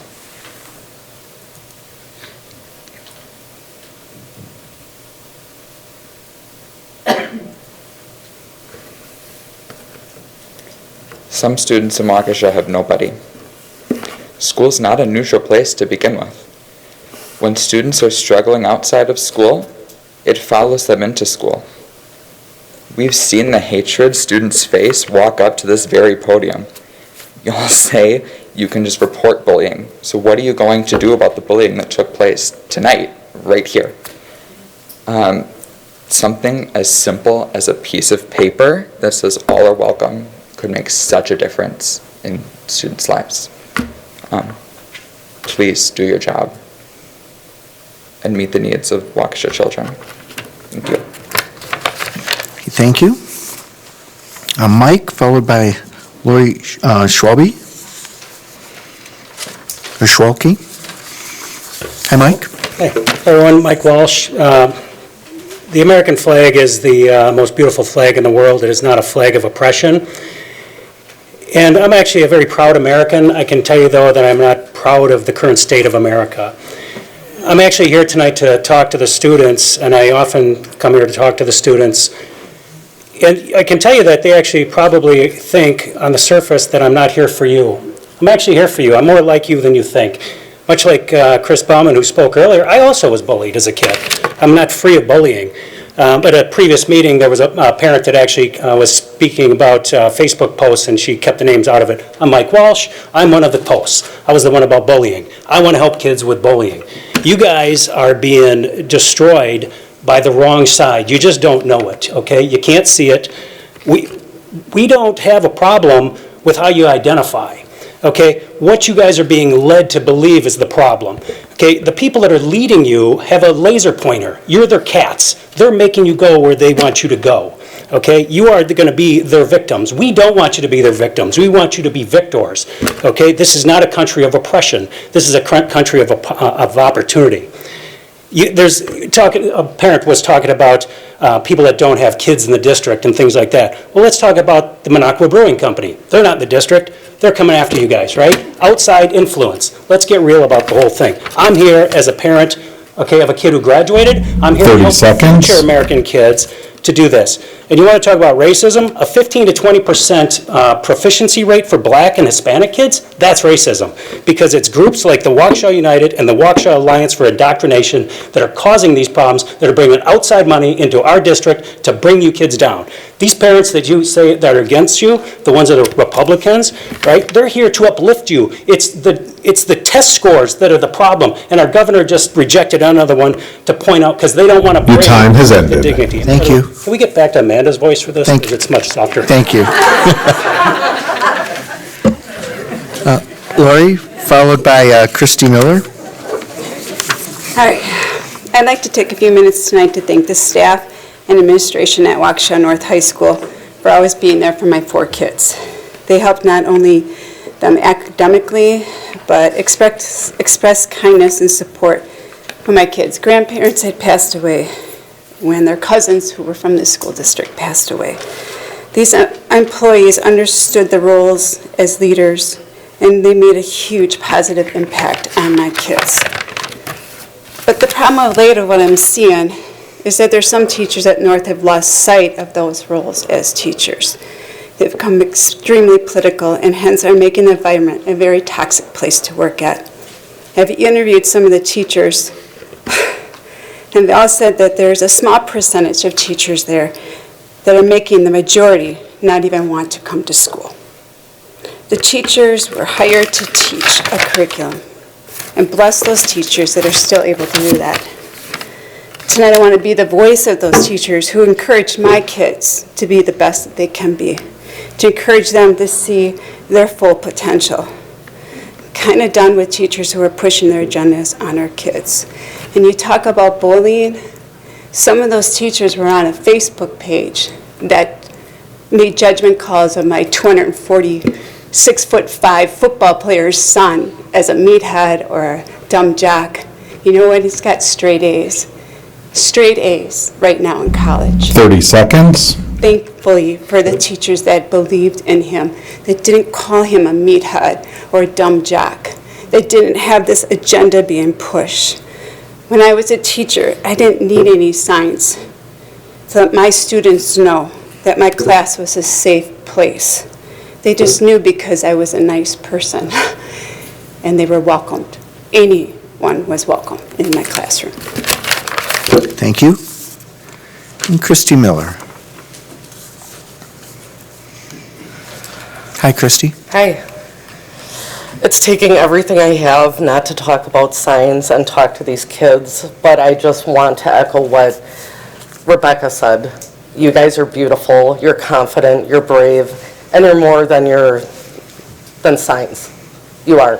People care about you. We all do. What Mike said, this is all about you. We're all here to protect you, whether you even know it or not. It's funny though, right? And Sam, you're not the only one that gets ignored. I have sent emails to all of these board members over and over. 4 of them have never acknowledged one of them. So we're all in this together. All right. I'm going to get cut off, but this is really important. This is the first board meeting following the state release of the board exam results. We can now see how your decisions through the pandemic impacted our students' educational outcomes collectively. I downloaded the Teaching and Learning Committee agenda, including the 25-page district presentation, and watched the meeting. When the district presented the data to the committee, they formatted it in the following way: results for all students, then by race, white, black, Hispanic, then IEP student results. The district compared the 2 past tests and neighboring districts, as well as the 10 largest districts. Our district chose to focus on race. 30 seconds. I learned that the district has a goal to test 1% above the state average, and I learned that the goal was met. 61 of our 100 students, for every 100 students in our district that took the Ford exam, are performing at grade level, and that is the district's goal. The district has a goal of having 39 of 100 students proficient, and that is good enough for them. Your time. Okay, thank you. Thank you, everyone, for your comments this evening.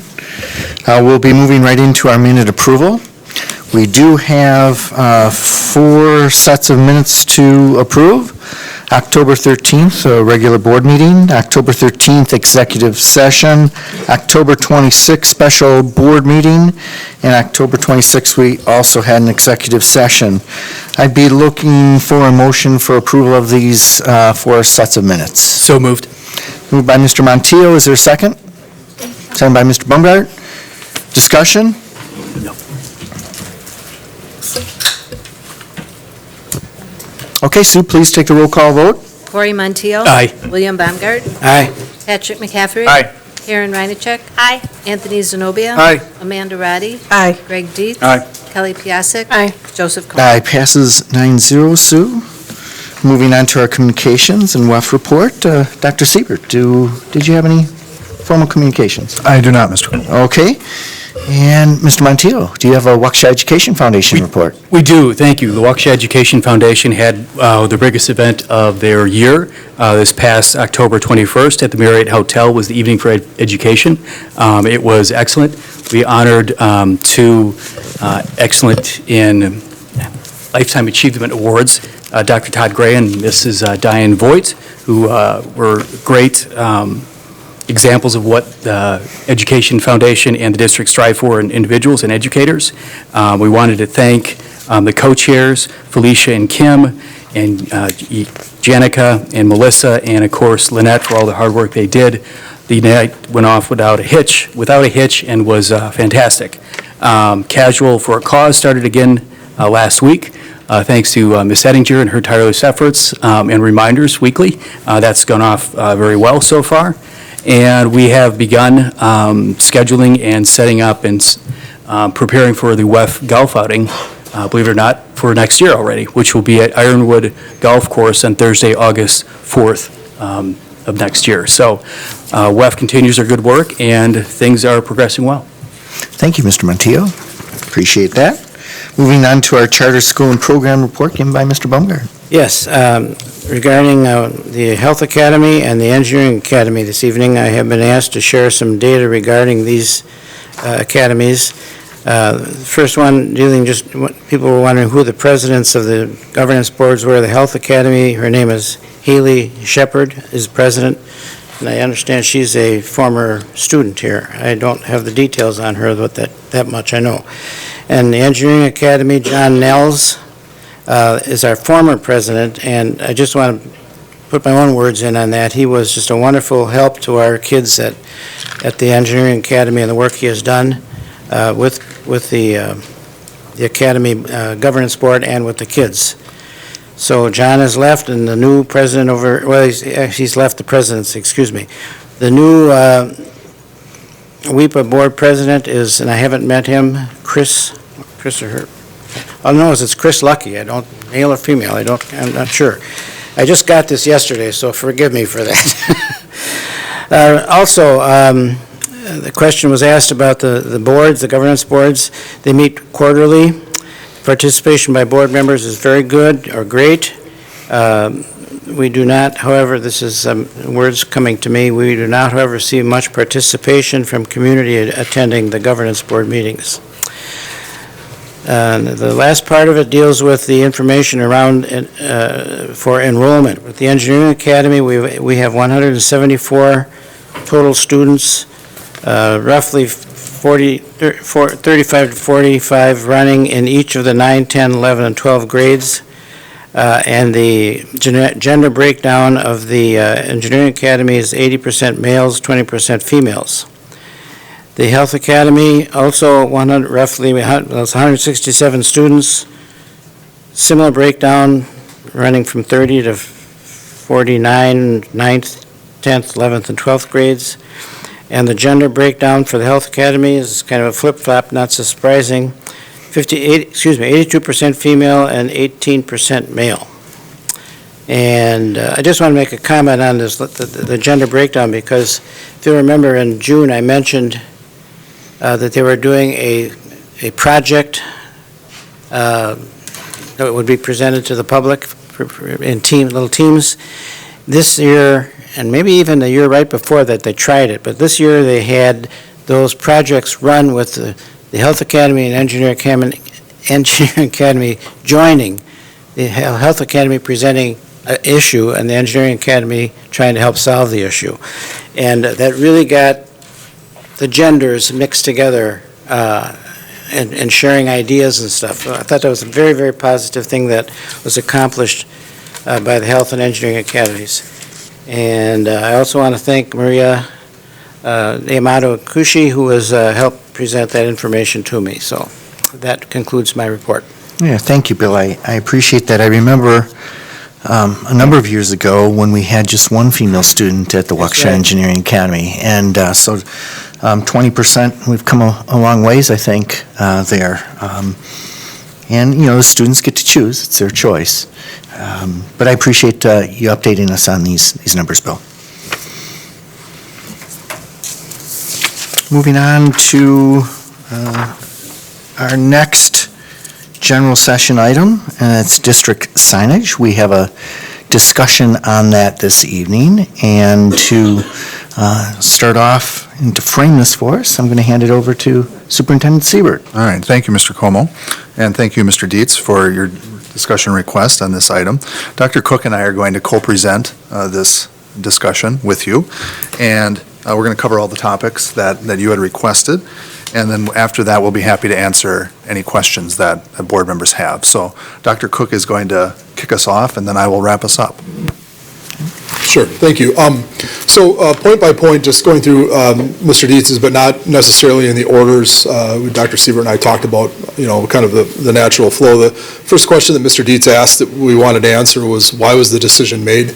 In the 2020-21 school year, we faced a number of issues in our schools. They pertained to staff members displaying a flag of one support or another, Black Lives Matter, then Blue Lives Matter came in. When Blue Lives Matter came in, we were finding that our administrators were intervening in that discussion and asking that the Blue Lives Matter sign comes down, thin blue line, whatever it might be. And we realized that we needed to maintain a level of balance when we were addressing signs and symbols in the classroom. We had a number of situations that arose when students would wear flags to school.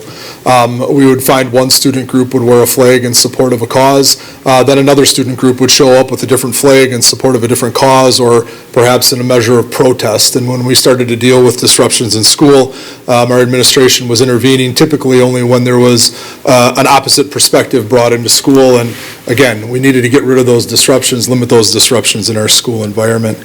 We also ran into just the overall discussion around at what point do we then say no to a sign? And that does get to be very tricky in a public school setting. We have to maintain a degree, there's an appropriate process to display support for things. So, for instance, we have a policy on the books that talks about student groups. Those student groups could be anything from the drama club to the football team to the Gay Straight Alliance, to the SAFE group, many of the groups that we heard of tonight, the Black student unions, Latino student unions. Those groups have spaces in the school where they can advertise for their club. And there's a level of advocacy or advertisement that can happen for membership in that club and to talk about the events and the things that are important. Those areas are okay. We allow that for any number of the student support groups that we have in our school system.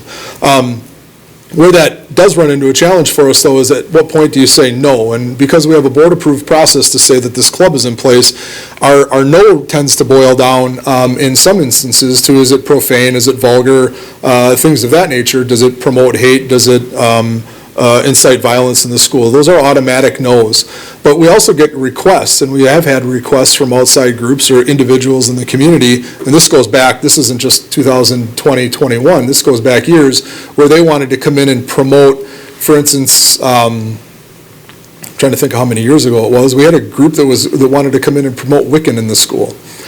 We've had groups that have wanted to come in and promote other things, and we've said no to those because they don't fit within the scope of the club. They don't necessarily fit in with the scope of the approval or the mission of our system. So when we ran into those situations, we had the no at that particular point. Going into this school year, again, we talked about whose input. Mr. Dietz, you wanted to know whose input. Dr. Siebert and I looked at the number of incidences that we had last school year. We had 3 administrative meetings this summer where this was a topic of conversation with our administration. That then was the direction that we decided to go. You saw that in those memos. What criteria will be used? That was another question, Mr. Dietz, that you wanted us to address. It does become difficult when you establish those criteria. So in the realm of student clubs, we have the ability to allow students to promote their clubs and display things in support of their clubs. We've seen that in school for years. It's not a recent thing. That's been there in place for a very long time. The directive that was administered was what is in the general classroom environment or what is in the general school environment beyond that designated space for a club to promote itself. Going forward, by eliminating all of the signs, it does maintain a level of neutrality and a level of balance. We recognize, and Dr. Siebert and I have heard, and he will expand on that, we've heard from students and we've heard from staff on this issue. We continue to listen to that, in order to chart a course forward. And with that, I'll turn it over to Dr. Siebert. Thank you, Dr. Cook. The latter part of the questions related to, first one, to feedback.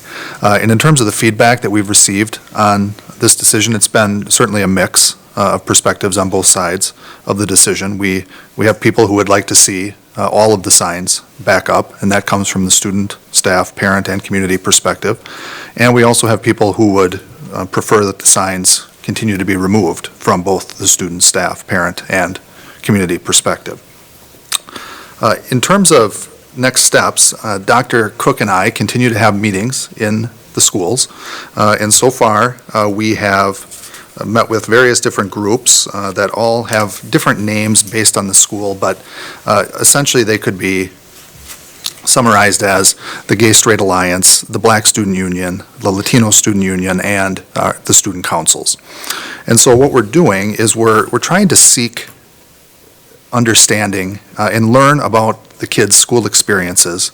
And part of that is in what has been now 20 months of uncertainty, but part of it is beyond that. What has been your overall school experience as a child of color or a child who identifies differently within the LGBTQ population? So we are collecting that feedback, and so far we've been able to meet with 4 groups at North, 2 groups at West. We have another group at West coming up next week, and then we have our groups at South the week right before Thanksgiving. And I think it's fair to say that even in talking with those groups, they see the sign decision somewhat differently. So we have some groups that would really like to see the safe zone or safe space signs come back, while others feel it would be much more beneficial to have the anti-racist signs, for example, come back as an example. So back to Dr. Cook's point, what we're trying to balance is if we allow one sign back up, do we allow all of the signs back up, or how do we start to make those types of decisions to keep the balanced and neutral classroom that he described?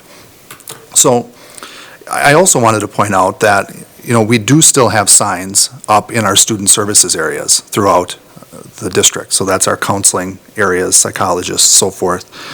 And we do still, as Dr. Cook said, have all of those groups have the ability to put up signs in their designated spaces with their advisor's approval. So at this particular point, we're going to continue to meet with kids at West and South. We're going to keep listening to the kids in an effort to enhance their overall experience. They've been very enjoyable for Dr. Cook and I. And what we're much more interested in understanding is, beyond a sign, what else could we do within the school district of Waukesha to make that experience for marginalized populations stronger and better for the future. So with that, I think we'll pause, and then we'd be happy to answer any questions that we can. Mr. Baumgart. I don't know if I have a question as much as there's a lot of questions out there, and I'm just going to talk about something that is coming through in my mind, and this, from the beginning, I thought the sign should be back up, and I know that was just a spontaneous reaction to that, and having understood a little bit more from what Dr. Cook told me and some of the stuff that was explained here this evening, I began to think twice about the situation. I'm not anti-sign, but there are issues with the signs. And then I began to think about the fact, well, and you just mentioned it yourself, Dr. Siebert, maybe there is a one sign kind of a thing that would be adequate or something. I don't know, like the safe sign or whatever, but even that has to be doctored. But then in a hearing from the kids tonight and the previous weeks, my reaction is also this. We've got a more serious problem out there than the signs. We have a bullying problem out there, and it seems to have grown in this last year, at least the amount that we're hearing about it. And bullying, to me, comes before signs. We got to fix the bullying problem, because to put a sign up and say this is a safe space, but over there somebody's being bullied, it's not really accurate. So in my mind, the first most important thing that we ought to be working on is the bullying problem. If it's as bad as I've been hearing in the last couple of meetings, that's a significant, a significant concern. And will a sign fix it? I don't think so. Maybe it helps in some cases, but I think our first priority has to be fixing that bullying problem. And if there is anything else we can do in terms of a sign, either a simple signal, try that one twice, a simple single one, because I am concerned about some of the conflict that you shared with me, Dr. Cook, about, and again this evening, about the different signs and how they approach them and how people view them. But bullying, number one thing we got to deal with is the bullying. That's my comments. Okay, Mr. Montijo? I agree with Mr. Baumgart completely. We, as elected officials and as a district, we can't judge people, and it's not our business to judge people for what's in their hearts, as long as it stays there. But if it comes out and it's shown and it is destructive and it affects our students and our school population, it is our job. And I agree with signs. If a sign could fix it, I'm all for it. It clearly doesn't.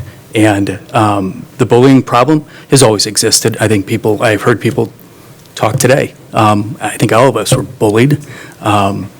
It's a terrible thing. It's part of growing up, but it's part of growing up that needs to be dealt with by adults, because we've all gone through it, and we need to fix it best we can. So, yes, I'd like to have maybe more clarity on what the bullying reporting procedure is, what the process is, what the feedback loop is to the people that report it, because there was some mention about people who report bullying think that there's nothing that has been done. So whether there is a decision made and how that, I'd like to see what that loop is and what that process is. This topic is, if anybody says it's not political, is politely incorrect. I keep reverting back to when I keep thinking about this, because it's been on the forefront of everything so much lately, is this interview I saw, the retired CIA officer. She served for 30 years. And she was interviewed, and she said, what's the number one thing or the most important thing she learned?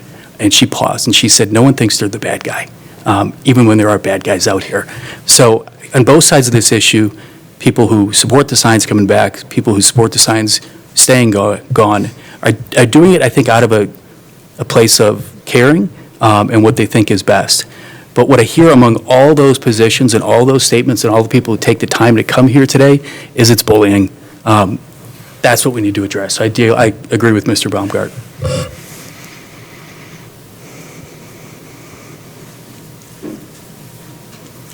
Ms. Reincheck? Thank you. Can we hear what happens when a bullying incident is reported? Then what are those follow-up steps? Dr. Cook can handle that for us, sure. Yeah, the board, I believe, in 2010 passed an anti-bullying policy, and it's been since revised once or twice. Based off of that policy, we have created a process to investigate any bullying claim. It includes interviewing students, interviewing staff who are involved, getting as many witnesses as we can to investigate it, and through that process determining if there was a bullying actually existed. We have in education heard the term bullying used a lot frequently. I'm looking at Mr. Montijo. Mr. Montijo and I get into an argument. My mom calls the school and says Mr. Montijo was bullying me. That has turned into things that we investigate fully, but it's a term that's used very, very frequently. It's not to minimize bullying and the impacts that bullying has, but we do create a process. We have had to create a process to say, yes, this is actual bullying, or this is a negative peer interaction. From a consequence standpoint, we do anything from a corrective conversation with students to peer mediation to detention, in-school suspension, out-of-school suspension.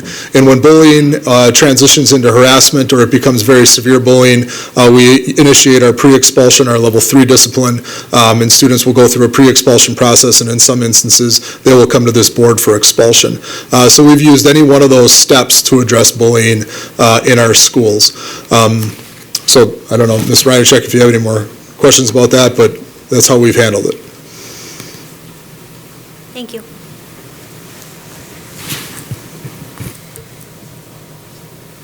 Mr. Dietz? Yes. Just a few comments before anyone else has a chance to speak on this. I just really don't think our students should have to go to these extremes to advocate for themselves, to feel welcome and safe in our buildings. I can see how it's affecting their emotional, social, and mental health, as obviously their ability to learn. And that's the most important thing. And I think that means a lot to me by being a former educator and having to deal with situations that I've heard described from kids. And I applaud them for their efforts in coming forward. I think they've done a great job. It couldn't have been easy, but I have a feeling you're not going to give up. And I would encourage you to advocate for yourselves, not only today, but in the future as well. That's part of who we are and what we want to be. I also think this particular topic is really negatively impacting our public relations efforts when area school districts and most of places of employment in this area, if you think about it, where you work, do you have policies on diversity, equity, inclusion? I do. Those are forefront to my work every single day.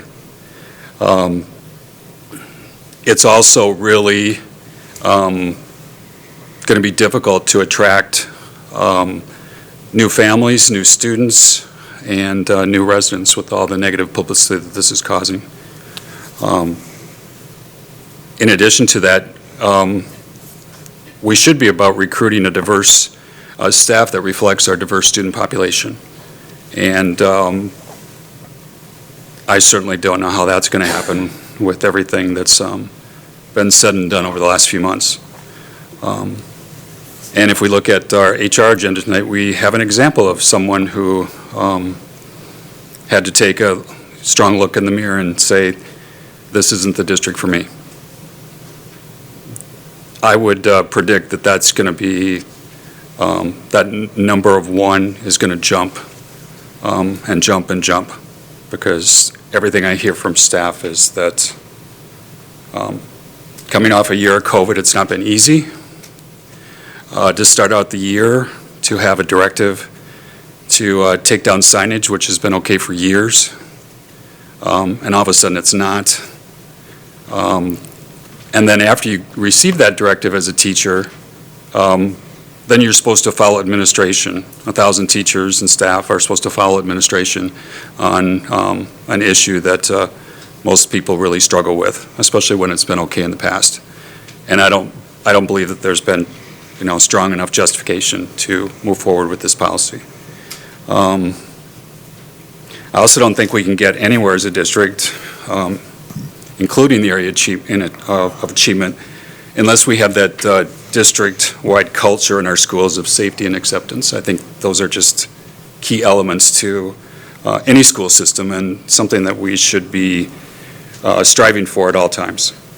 And finally, I'll just end with our vision statement. Our vision statement, published wherever you want to look, even on the webpage, is to be a 21st century learning organization dedicated to equity, innovation, excellence, and collaboration.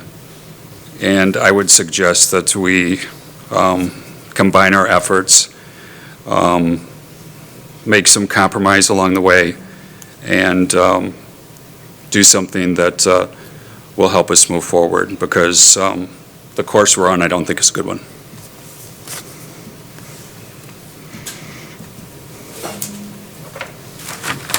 Other questions or comments? Yeah, Anthony, Mr. Zenobia. Thank you. From the perspective of an increase in incidents since the signs have come down, Dr. Cook, have there been any, whether they've gone to the formal process that you've explained? Would you say they're more than what they have been this time last year or the years prior? So I looked at the data before this meeting tonight, and we have 800 fewer office discipline referrals this school year than we did during the 1920 school year, which we kind of would bucket as the last normal, 1920, yes. 1920, I'm sorry, I'm losing my years here. 1920 school year, which could be considered the last normal school year. The most of it we shut down in March. But we have 800 fewer office discipline referrals at this time, same time during that year. In the area of bullying, we have one middle school that has reported higher levels of bullying, but across all the other schools, when you look at it, our 3 high schools are very similar to where they were in 2019-20. Our middle schools, the other 2 middle schools, are very similar. So there's one school we're actually having some follow-up conversation to see why that has manifested at that middle school.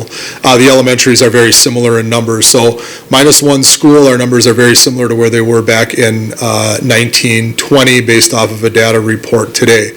Now, that doesn't mean that all of the instances of bullying or the negative peer interactions that have happened in the hallway have been reported or even coded as bullying. I can't say that there's a direct link between the actual numbers of reported bullying. That's the process that identifies it. But if there was a comment made to a student in the hallway and it wasn't reported, that number is not reflected in there. So I can't say that what the students have reported today isn't happening. We just don't have a numeric number in Infinite Campus that supports an investigation and the determination of bullying, or the same number of office discipline referrals that we did back in the 1920 school year up to the same point in the year. So the first 9.5, 10 weeks of school.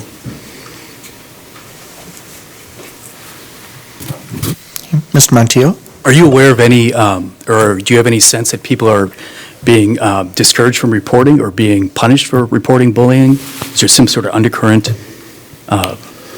Any sense you're getting that there's pushback from reporting bullying or negative student? Our students have shared that they have not felt comfortable reporting bullying. Our students have shared with us in these listening sessions, in some groups, not all groups, I want to clarify that, in some groups, that it has never been good. They've categorized it has never been good. So 2021, 21, 22 years past. So that was some of the reporting that they gave us.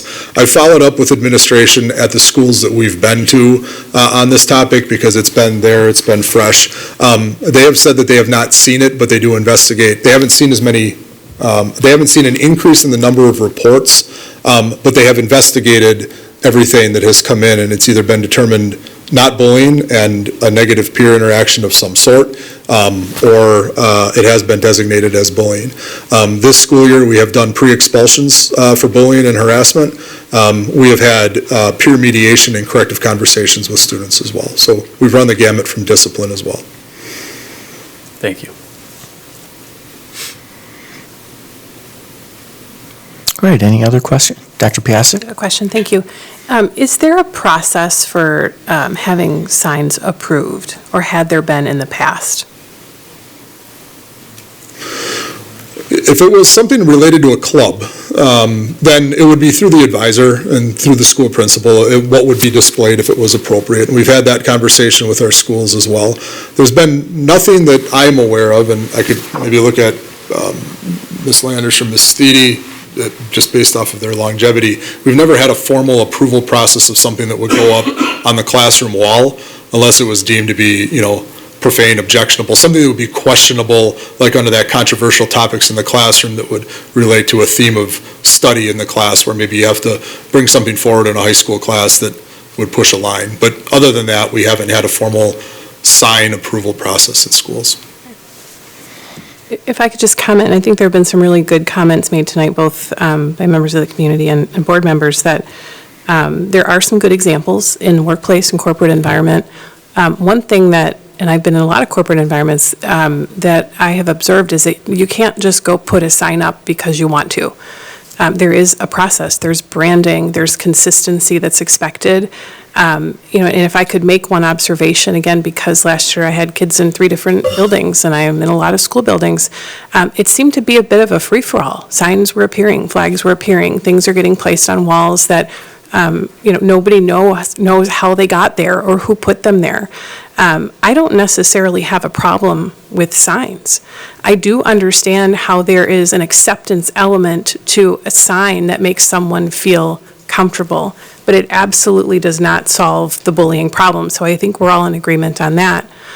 What I have a problem with are signs that appear out of nowhere, that aren't accountable to a group or a purpose or an intent, and that are divisive. And I think the only way that we help our children overcome bullying is by adults stopping the bullying and the division. When we talk about kids in terms of groups that they identify with, we don't talk about them as individuals. And I think that's leading to a lot of challenges for our students.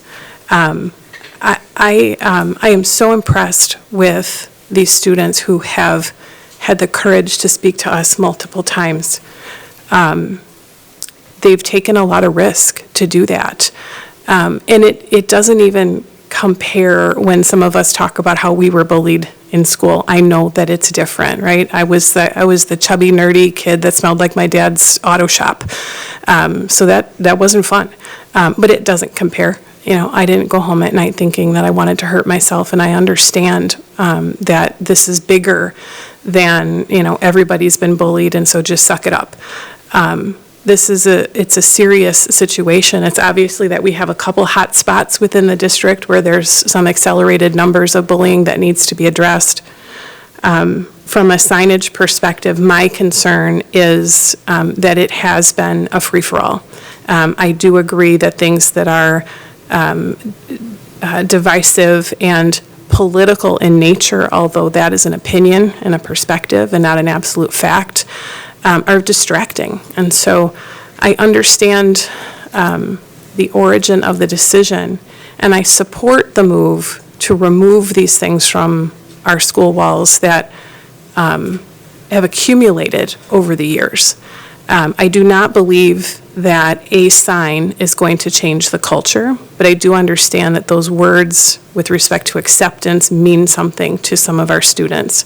I think we have to help our students and also our staff understand that replacing the signs is not going to fix the culture. So we have some work to do. And I understand, let me just add one more thing. I do understand that what people want is for either all the signs or some of the signs to go back up. I'll use the example. A sign that says all are welcome, that's printed on the Progress Pride flag, or that's printed on a group's flag, does not mean all are welcome. And I am not saying that I have a problem with anybody's flag. It's simply that you can't say all are welcome and then only say that it applies to some. The other concern that I have, and this is related to how those signs come to be in the classrooms, is that I believe that there are teachers who don't feel comfortable having certain conversations. And I don't think that those teachers should be punished for that. I don't think those teachers should be forced to engage in conversations that they're not comfortable with. I also think that questions of children's questioning sexuality need to be handled by people who are qualified to have those conversations. And so I think that we have to be a little bit more specific about what it means to be a safe space and what we expect in terms of those spaces. Because I think it can be dangerous if we have signs up that say, you know, come and talk to me about this topic, and we're not prepared professionally to have those conversations. And so I think that's where I kind of look back to our student services. We have people in our schools who are qualified to have tough conversations. And again, let's not forget about the parents. You know, I think sometimes the invitation is, and I've had amazing teachers that I have wonderful relationships with still, and I would never want to compromise that. But we need to make sure that all are involved.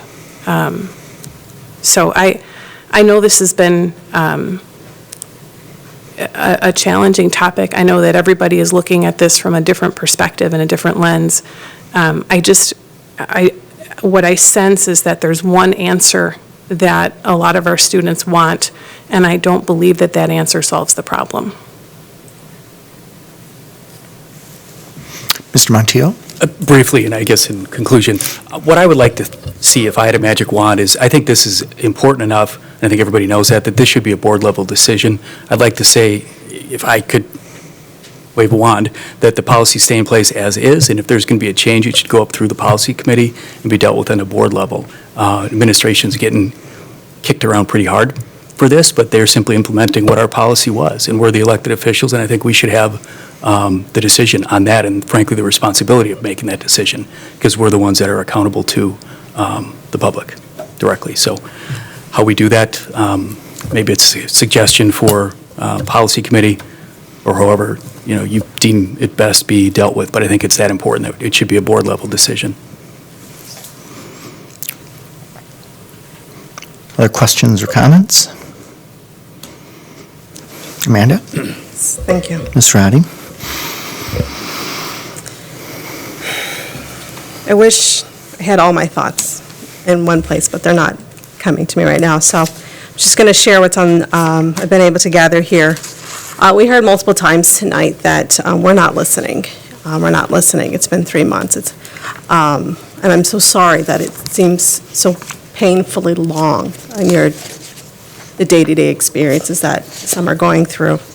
But just because you feel that we're not listening doesn't mean that we're not hearing or we're not being responsive. I know that some of us, maybe most of us, I don't know exactly the number, but we have had conversations with our administrators. We've had conversations with parents and students and staff, and we're trying to better learn what it's like on the day-to-day, because for many of us, we have not been in a classroom in a very long time. So please don't feel that because action hasn't been made doesn't mean that action's not being taken behind the scenes. We were told, there was disapproval that this action was done, this directive was given in such a swift manner. For us to turn around and switch around in a swift manner, I don't think is any better. So when this first came down and I was learning about it, I had a couple conversations with Dr. Siebert and Dr. Cook, and I said, okay, I'm okay with this temporarily. Let's just put a pause, let's evaluate, and let's see where we're at. So I do applaud their approach for trying to have conversations and better learn. That being said, though, please don't interpret that we're not validating what you're experiencing to our students. I do hear you, I do see you, and I do ache that you go through these on an everyday basis. But as a Board of Education, it's our job to ensure that there's policy in place, that you're educated. Based off some of the things that I've heard tonight, one of the speakers had given a suggestion that we need to do a better job of educating that all that their words, or what they do and their actions, they have different impacts on different people. And I think that's something that we should look into. I don't know whether it's through a program or through curriculum or what have you, but that's one of the things that we should address. Another thing that I've heard and is kind of reflecting on as we're sitting here, as beautiful and as proud as I am to sit under the American flag, the fact of the matter is that sadly that doesn't have the same effect for all people. And I know that. And I think that it is part of the way to get past that is for us to continue to have better understanding as board members, to involve as many people as possible in our education.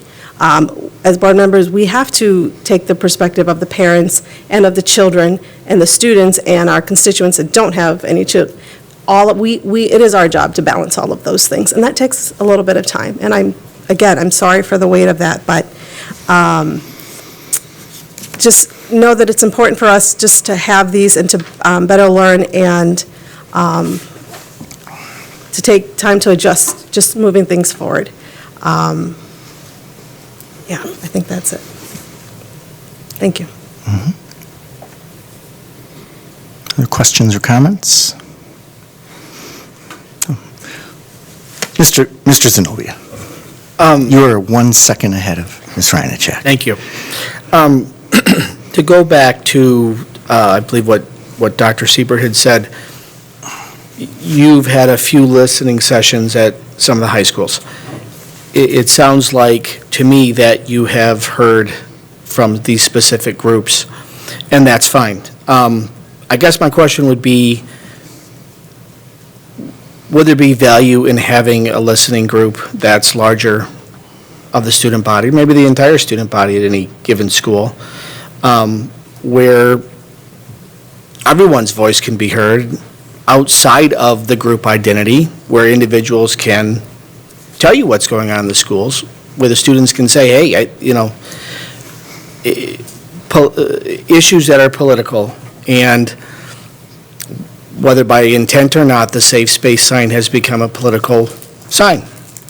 And there are views on each political viewpoint. So you're going to have a diverse set of views by the students. The groups that you're listening to are important, just as all the students are important. So I don't know if that's something that, maybe as a recommendation, maybe you already have plans to do that. I don't see any downside to hearing all students. I guess more of a comment, but is there some plan to hear other groups, or have you not maybe gotten that far? Well, one group that we are meeting with are student councils, so that's a different group beyond the groups that we mentioned earlier. We wanted to start with the Black student unions, the Latino student unions, and the Gay Straight Alliances, because they, as we know, are the most affected by this decision. And so trying to get underneath that and understand what we can do to improve the overall experience was first and foremost in our minds. Thank you. Ms. Reincheck? Thank you. I didn't have anything prepared, but I've just written down some random thoughts. One thing that I heard today was that we are hearing that kids are begging, crying in desperation, and that they deserve a response, and we need to do our job and listen and then show them that we care. So, part of that is to just tell you a little bit of my heart. And problem is when I speak from my heart, then things get twisted. So I hope that doesn't happen tonight, but whatever. I was also hearing once that white straight kids will never be bullied. I write down a lot of notes, and I heard that one night, and I thought, that's just not true. That is not true. I hope you guys know that that is not true. My kids were at school, and they were told, you were cool till you brought a Bible to school. So where's the Christian sign on a door for that student? Or an atheist, where's that sign? Or someone who is Muslim, where's that sign? Or Jewish, where's that sign? Are we going to have all sorts of different doors so that kids feel more divided and then they can go and find that person who's going to be a safe space for them? Or can we just have all teachers love all kids and say that we will support you? We are here for you. This goes back to Genesis. This is not new. This has been around for forever, since the beginning of time. There have always been bullies.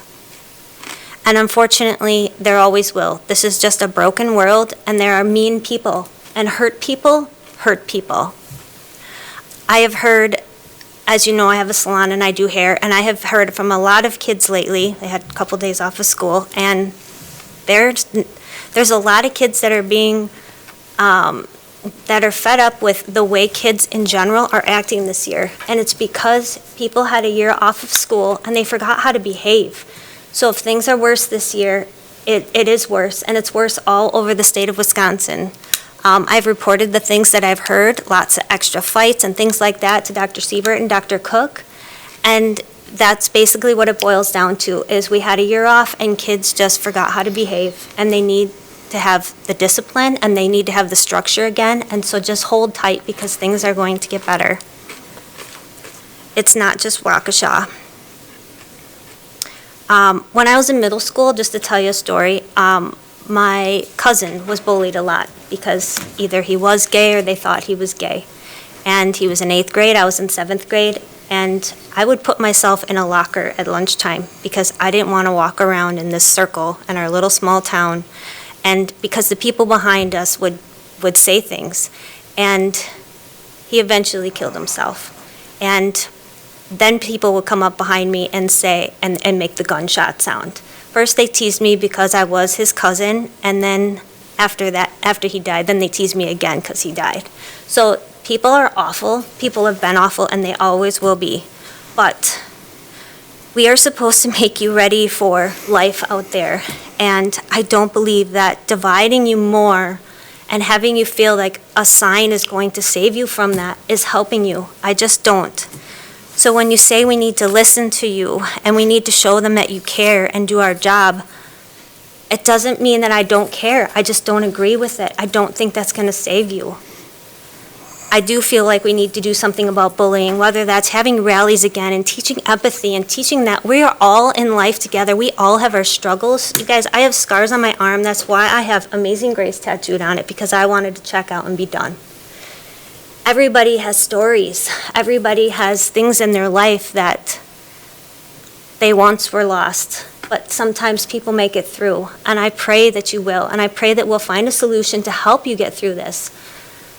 But I don't think it's putting a sign on a door right now. I see that people have, well, I'll just say it, the teachers union has come out with buttons and making them so all these teachers can wear these buttons that say that's a safe space. Well, what happens if they don't want to wear the button? What happens then? Then they're bullied. Then they're the ones who aren't wearing it, and they're the ones who are singled out. So it happens in adulthood, it happens in the workplace, it happens. And it's sad and it's terrible, but I heard tonight that we can be victims or we can be victors. And we can stand up every day, and I pray that we have support, that all of us can have someone that they can go to, and hopefully if you don't have someone at home, I pray that there is a teacher that you can talk to, and that all our teachers will listen, and that things that are reported that are bullying will be handled, and we will be looking into this. But that you can go to school and you can face your day as victors and not victims, and just get through this, and pretty soon, someday, you'll be an adult and you'll look back and you'll be like, oh, those were bad times, but I made it. So I don't know how we can help you right now with making sure bullying is being dealt with, but just hang in there. We're aware that things are a little crazy this year, and we're trying to get a handle on it. You also said the signs let you know which teachers are safe to talk to. And I want to know, have you ever reported bullying and nothing has been done? I'm sure it's been passed on to administration or their principal, and if they looked into it and didn't feel that it was done, please tell us, please tell administration something hasn't been done. I don't know why you don't want to report bullying, maybe because you feel like you'll be bullied more, but help us to know how we can make that easier for you, either in these listening sessions or something else. Just help us know how we can help you. But I am hearing you, and it's not that we don't care, I just don't think the signs are going to save you. Any other questions or comments? All right, I'd like to take a few minutes here. First of all, I want to thank everyone who, whether you're a member of whether you're a teacher, a student, a member of our community, a grandparent, my fellow board members, administration.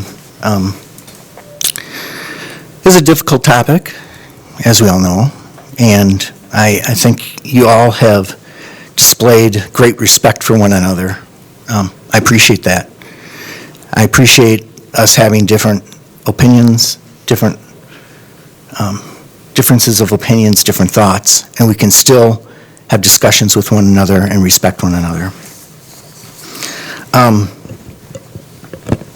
If you take a look at our set of board policies, we are very clear that we do not want bullying or harassment or discrimination of any kind.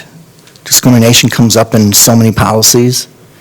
I think our board is very, very clear on that topic.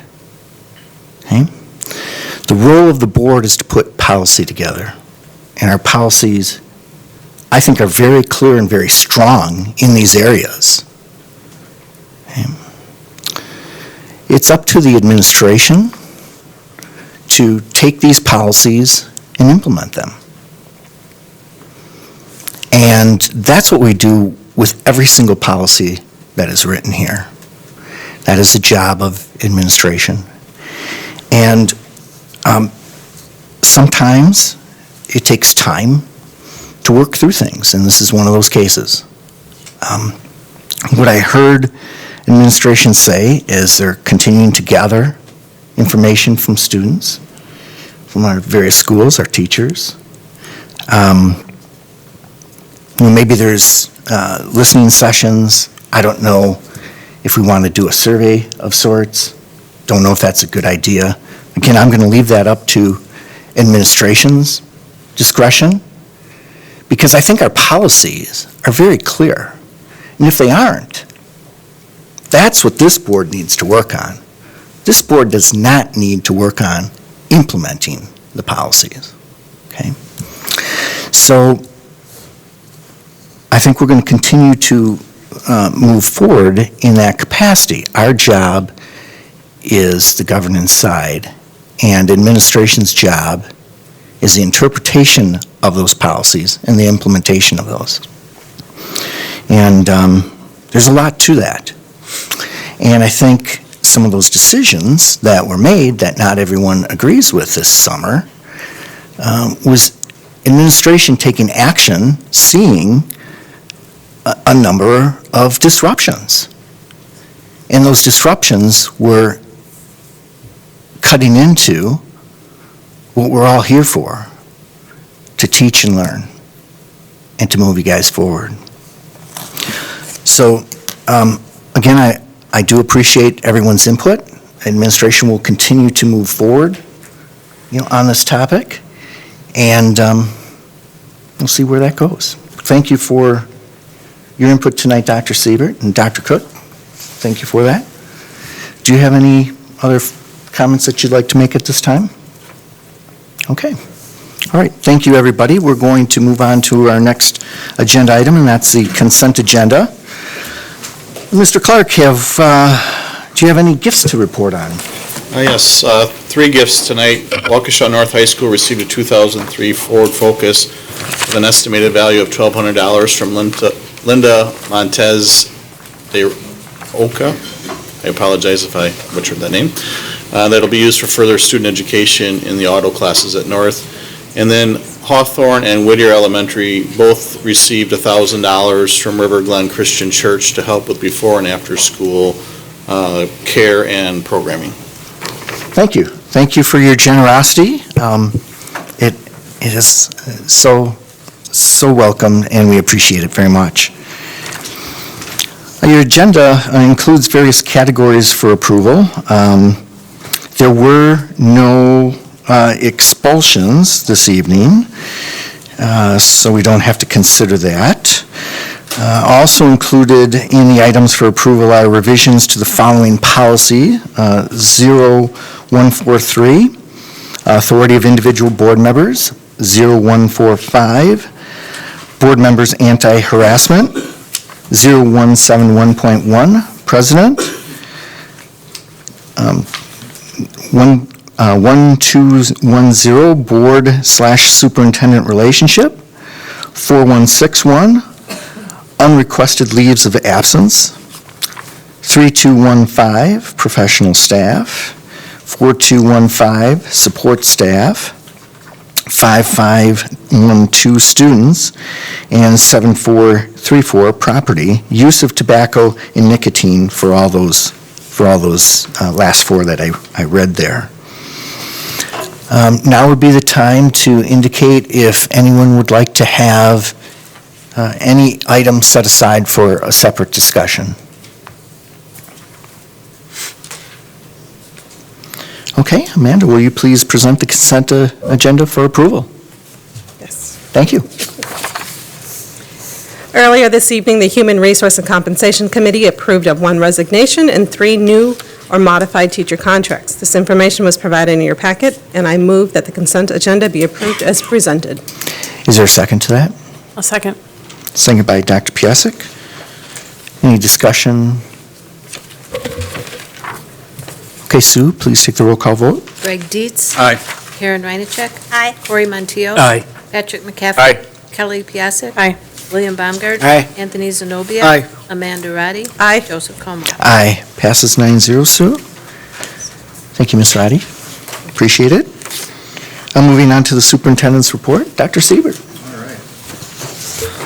Thank you, Mr. Como. At this time, we're just going to walk through our second monthly COVID-19 update for all of you. And the good news is, it's looking relatively similar.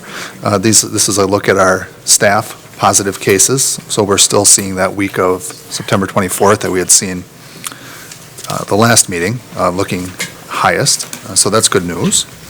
And in this next slide, we have a combination of student positives and self-quarantines combined. You can see the last 3 weeks, or 3 weeks prior to the 100 number, very, very low. We've started to tick up just a little bit in the combination, but this next slide will show you the breakdown of the actual cases versus the self-quarantines. And so you can still see that our trend, while starting to tick up, is relatively favorable. This slide is nice because it breaks down where those cases actually are within the district, and the blue being the elementary. You can see that's where we're starting to see the uptick more recently, the 6 to 11-year-old category.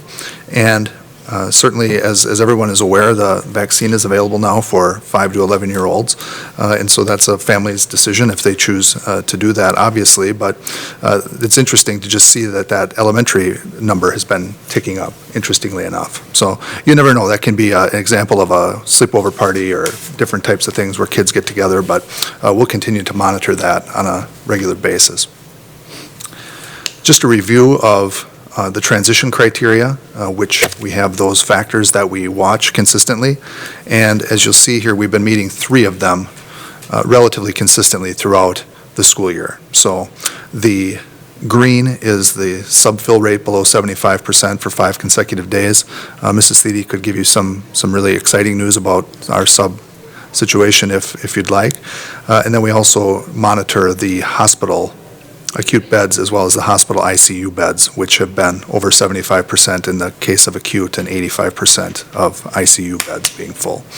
So that's, in a nutshell, a summary, and overall we are feeling pretty good about where we're at, and we'll continue to monitor, Dr. Cook and I. So we'd welcome any questions that you might have. Any questions? Okay, thank you, Dr. Siebert, appreciate it. Moving on to our committee reports.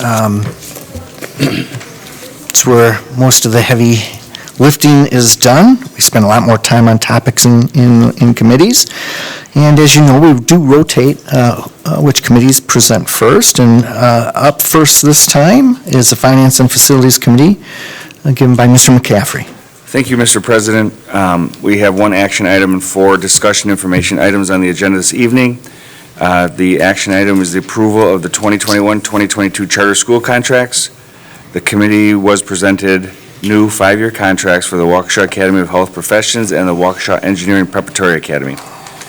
No additional funding or financial impacts will result from this contract approval. The committee approved the Waukesha Academy of Health Professions for a 5-year period as presented, and I so move. Is there a second to that? Second by Mr. Dietz. Further discussion?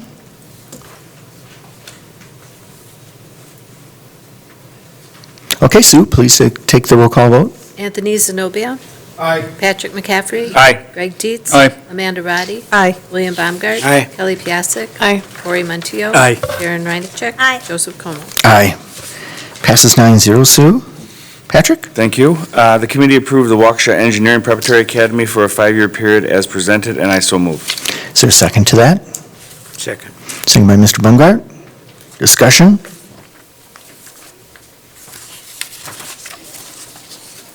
Okay, Sue, please take the roll call vote. Amanda Roddy. Aye. Kelly Piasek. Aye. Cory Monteith. Aye. Anthony Zenobia. Aye. Karen Reinacek. Aye. Greg Dietz. Aye. William Baumgart. Aye. Patrick McCaffrey. Aye. Joseph Como. Aye, passes 9-0, Sue. And these 2 academies have been gems in our district for quite some time.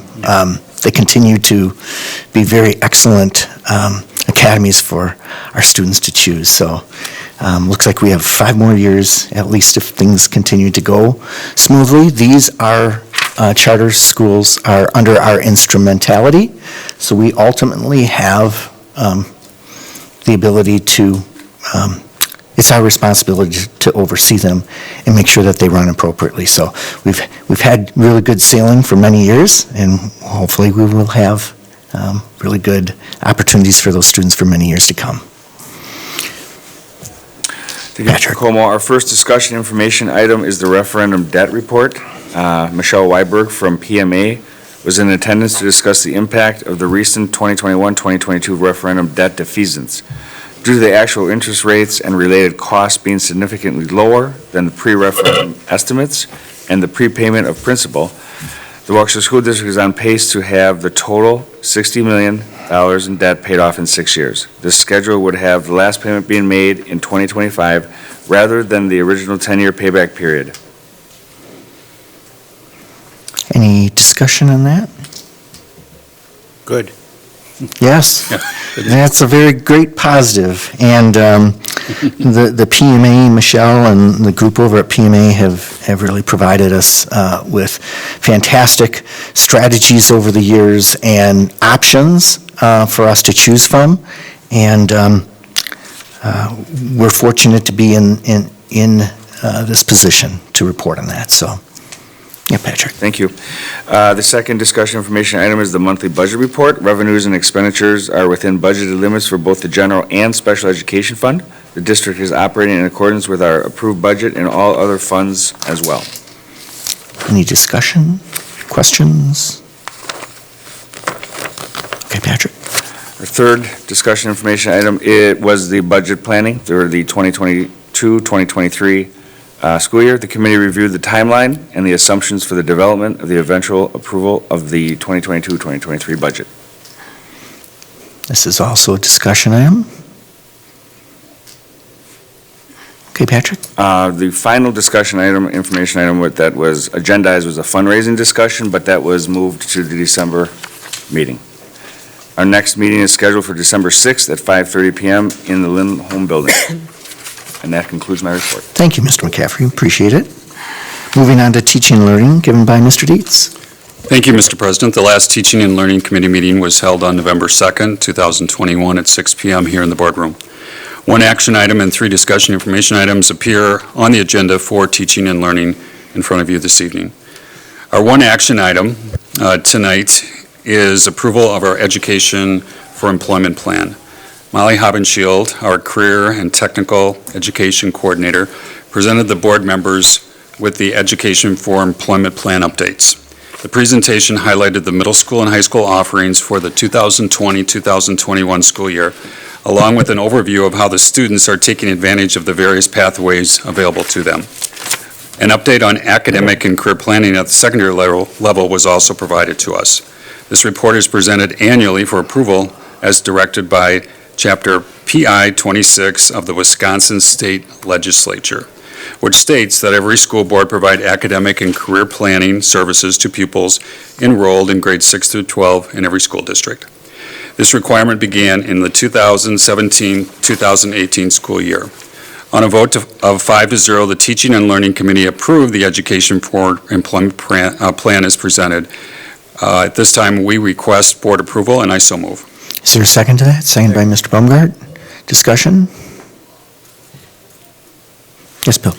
I'll just add into this. This obviously was passed quite easily, and it should be, because we are one of the, I would say, better districts when it comes to having this kind of a program available to our kids in such a wide breadth of things that they can participate in, and the amount of advanced learning they get to be used in their next part of their career. So there's just so many good things about this, and it's been continued for some time. Other questions, comments? Okay, Greg.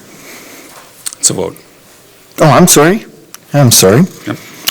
Sue, would you please take the roll call vote? Karen Reinacek. Aye. Amanda Roddy. Aye. Kelly Piasek. Aye. William Baumgart. Aye. Cory Montiel. Aye. Anthony Zenobia. Aye. Patrick McCaffrey. Aye. Greg Dietz. Aye. Joseph Como. Aye, passes 9-0. Greg? Our first discussion information item was an update on the pilot of advanced placement English 11 and composition textbook and the accompanying resources that come along with it. The Advanced Placement English 11 Language and Composition course is seeking to adopt a new textbook resource to align to the newly revised College Board curriculum and exam. Over the course of the 2020-2021 school year, the AP 11 teachers piloted this text, The Language of Composition, 3rd edition, published by Bedford, Freeman, and Worth. This text is highly recommended by the AP College Board because of its alignment to the curriculum standards and the rigorous learning experience expected in the AP Language and Composition course. Rachel Herman, our Director of Secondary Learning, along with 2 AP English 11 teachers, were at the meeting to provide this second update to the Teaching and Learning Board Committee around this topic. This update provided the committee with feedback around how teachers address bias within the classrooms while using this textbook. In addition, student feedback around this textbook has also been shared with the committee. Lastly, the cost and implementation plan was provided. The board will take action on the adoption of this textbook at our December meeting. Any discussion, questions on this? Okay, Greg? Our second discussion information item this evening was a middle school house model update. Rob Bennett, principal of Les Paul Middle School, Bob Lessington, principal of Horning Middle School, and Jason Sadowski, principal of Butler Middle School, shared the celebrations of the changes to the middle school house concept. The highlights included the house model allows for common teacher and common student cohorts, a literacy block for grades 6 through 8, the opportunity for students to revisit their learning, and the development of strong student-teacher relationships. The next steps in the planning were also presented and include interdisciplinary connections, a review of elective opportunities, continued advisory development, and the implementation of school-wide AVID. Okay, another discussion item. Any comments or questions? Okay, Greg? Our third discussion information item was an update on assessment results and key performance indicators. Amy Riebel, our data communication liaison, presented the results of the following 2021 Wisconsin state assessments: 11th grade ACT, 3rd through 8th grade forward exam, and she also discussed the latest data for the key performance indicators for MAP, or Measures of Academic Progress, ACT, and advanced placement results. A discussion of the district's approved key performance indicators will be ongoing at future teaching and learning committee meetings. Any comments or questions, discussion on this? Okay, Greg? Thank you, Mr. President. That concludes the Excuse me. Teaching and Learning Committee report. Oh, I'm sorry. Sorry. Oh, sorry. Did you have something? Mr. Zenobia? I apologize. I didn't see anyone's hand go up, so. That's okay, thank you. We were being kind. We were kind of, I was waiting for her, she was trying to get it up. Okay. I had a few questions, having watched this, the T&L committee, this portion. It seems like as this amount of data is presented, and we try to weed through those numbers to try to find out where possibly students are lagging and where they need help, how can we adjust in the school year? Is there a way to make adjustments, to put resources where possibly needed? Is it possible to even identify these areas, looking at all this data? I guess this is more just a question. I mean, it seems that a large portion of our students are behind, and I know part of this is because of the COVID year, but people have made the point that these measures have been either stagnant or even a downtrend. And so, just as a comparison, from my perspective, we have a lot of workshops on, and rightfully so, on budgeting for the next year or two. Some of the hard decisions that we're going to have to make, how can we possibly do that if we don't have a grasp on what our students really need for educational purposes and how to begin to restructure resources where they're needed. So I know that's a very long question, but can we change course midstream? Can we make adjustments? Can we, yes, that's my question. Sure, everybody's looking my way, so I'll try to address that. So a couple things, Mr. Zenobia, and you and I have talked about this, and Dr. Piasek mentioned it too. So I think when you look at these complex data sets, it's overwhelming. Certainly, we want to establish trends at the district level, not just for curricular and programming reasons, but to your point, resource allocation. So I think we are always looking at data from a systems level, but we are also looking at data at the classroom level, which our teachers and our principals are looking at quite formatively. I think about our next presentation next month after our school report cards, our DPI report cards, the embargo is lifted. I think that'll give you and people perhaps that aren't looking at the data as much as we are, a more clear picture of the way our schools are performing and what their trends are over time. And that all is public information, certainly, on the WISE- portal currently, but we have some great successes in the district across many schools, and there are areas also at some schools in which we know we need to work on. So I think that picture in terms of the district report card and the spread of, significantly exceeds to meeting exceeds, I think will give you a nice trend picture where, yes, I would encourage us as a board and administration to start having those conversations about resource allocation and other areas of attention. So those are a couple things I think about. Feel free, any of my colleagues, to add on to that. One thing I'd add, and Mr. Zenobia, you asked some questions about CEIS back in, I think it was in an August workshop. We have budgeted over $500,000 in interventionists targeted at our highest need areas.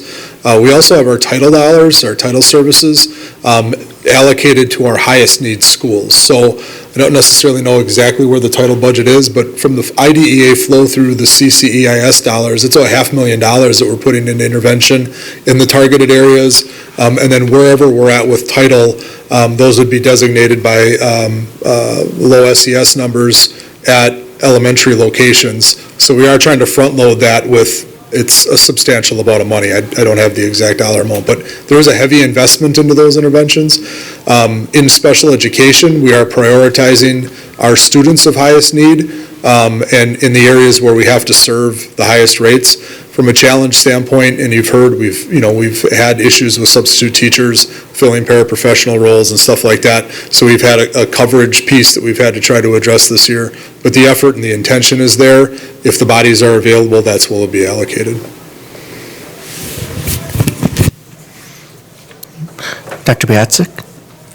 Thank you. I had the opportunity to participate in the committee discussion, so I'll try to keep my comments here brief. But as I've thought about this a little bit more, and you all know I love data and spreadsheets, but obviously we looked at a lot of data as the last agenda item in an already pretty long committee meeting. So I don't feel like we've really had adequate time to understand what's in front of us. I would say that I think we would all agree, whether we compare ourselves to the state average or not, it doesn't feel good to say that, 30, 40% of our students are proficient in a subject. Whether that's the right answer or the wrong answer, I don't know. But I do know that I think we'll always want to do better, right? We can't ever be satisfied with the position that we're at. So my concern is that we have a lot of data in front of us that seems to have a lot of problems with it, whether it's how many students took the test or the conditions of the test or the circumstances around COVID and everything else. So how do we make sense out of this? How do we derive trends? How do we set KPIs and goals that are actually meaningful for us, that we can feel, that we can move the district forward. And then, how do we get the time to really understand this? Because again, as a Board of Education, I just kind of feel like the student outcomes couldn't, there's nothing that could be more important. What I'd maybe like to advocate for is that, especially as we talk about our long-range budget planning and some of the structural deficit challenges that we have, in addition to the ESSER funding that we have to discuss, having the academic outcomes in the context of that conversation seems very, very important to me.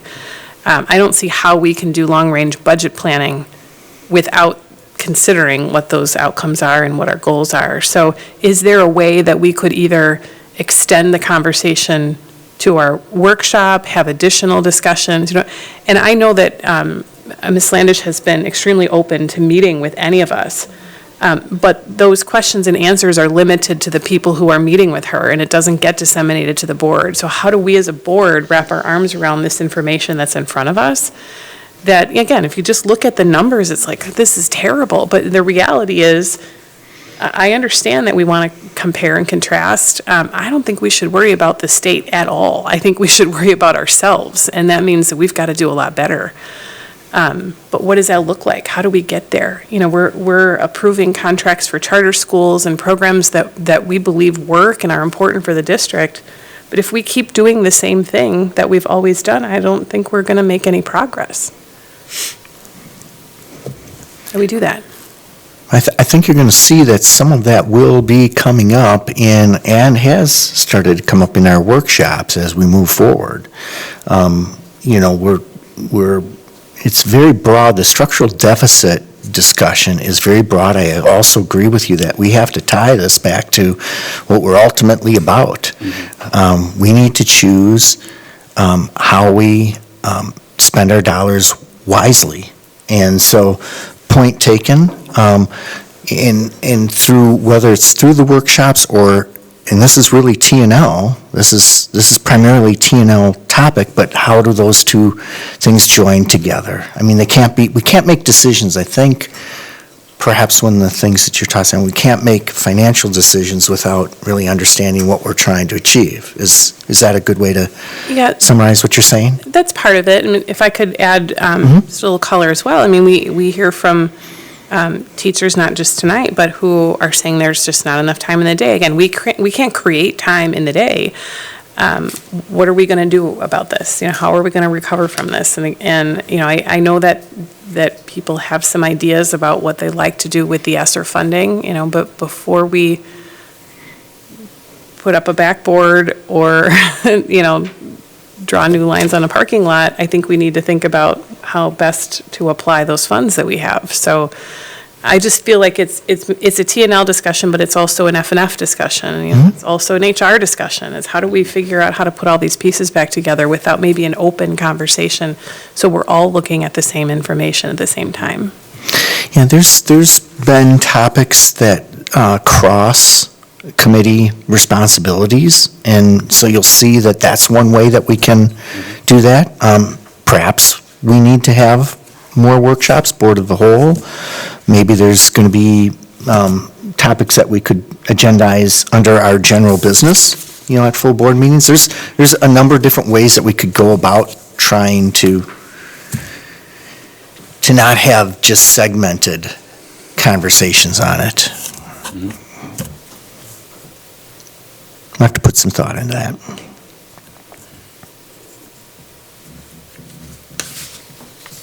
Really great suggestions, though, Dr. Piasek and Mr. Zenobia, because, coming away from that meeting, we're looking at data from, 10,000 feet above and trying to make sense out of it, and with all the different factors that can be thrown into that mix, it's difficult to make sense and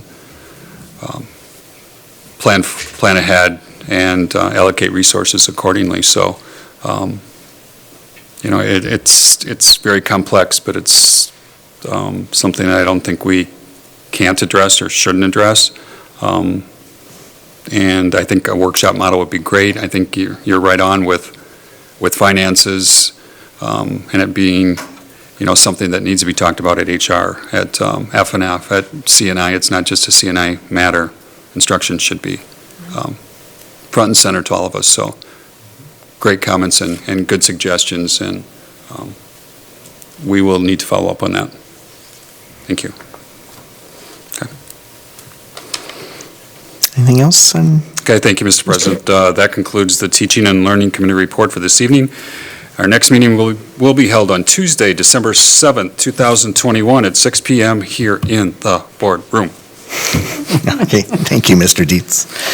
A Government Relations Committee given by Karen Reinacek. Thank you, Mr. President. We did not meet this month. We meet every other month, and we have an event coming up. Is it January, Dr. Siebert? Yes. Yes, will we be meeting before then to get ready for that, or a wrap-up after? I would suggest we should, Okay. and you and I can work on a date. Okay, Yes. all right, then, how will we report that? Will it go out on an agenda, or will Sue, if we meet before we meet again here in December? Or do you think it'll be after our December meeting? Probably after, Okay. I would think. Then in the next meeting, I'll let you know when we will be meeting in December. Thank you. Thank you. Okay. Thank you, Ms. Reinacek. Moving on to Human Resources and Compensation Committee, given by Ms. Roddy. Thank you. Earlier each year at this time, we develop a school calendar draft for review. The board reviewed the 2022-2023 calendar draft at the October board meeting. As in years past, we obtained teacher feedback at the Superintendent's Advisory Committee for Professional Staff and parent feedback at the monthly Superintendent's Advisory Committee for PTO leaders in October. The draft school calendar for 2022-2023 was provided in your packet. Mr. President, I approve the 2022-2023 school calendar as presented. Is there a second to that motion? Seconded by Mr. McCaffrey. Discussion? Yes, Mr. Dietz? Ms. Thiede, could you remind me, Ms. Thiede, could you remind me of what our staff do on those early release staff development days? The 3 early release days, are you referring to, Mr. Dietz? Yes. Yes. Yes. That is teacher work time. So Okay. communicating with families, grading papers, updating grade books. Okay. So their own time, not planned by administration? There it is. Okay. Thank you. Any other questions or comments? Okay, Sue, please take the roll call vote on next year's calendar. Kelly Piasek. Aye. Corey Montiel. Aye. William Baumgart. Aye. Greg Dietz. Aye. Patrick McCaffrey. Aye. Aaron Reinacek. Aye. Amanda Roddy. Aye. Anthony Zenobia. Aye. Joseph Como. Aye, passes 9-0. Sue? Amanda? Yes, thank you. The committee did have one discussion item. We reviewed the substitute teacher fill rate and talked about the efforts to hire additional substitute teachers. Just a little bit of our conversation tonight was the HR team has been able to recruit 22 subs, 8 aide subs, 2 health room clerical staff members, and 1 clerical staff member. So progress is being made. They're continuing to find creative ways to advertise our posts. There was mention of a couple of different staffing agencies specifically for teachers, so they're always working in that sense. The SDW fill rates for substitutes mirror what's happening around the state. However you want to take that, whether it brings you some comfort or it adds to your frustration. We're looking about the same in that sense compared to statewide and then the districts around us. Of our sub pool, there are 245 active subs. This year, we have had 114 of them work at least one day, and the most we've had in one day is 49 substitutes working in our district. So, like I said, those are just a few numbers and give you an idea of what's happening with our sub fill rates and things like that. And with that, well, that's a discussion. That is a discussion item. Any questions or comments? Dr. Piasek? Thank you.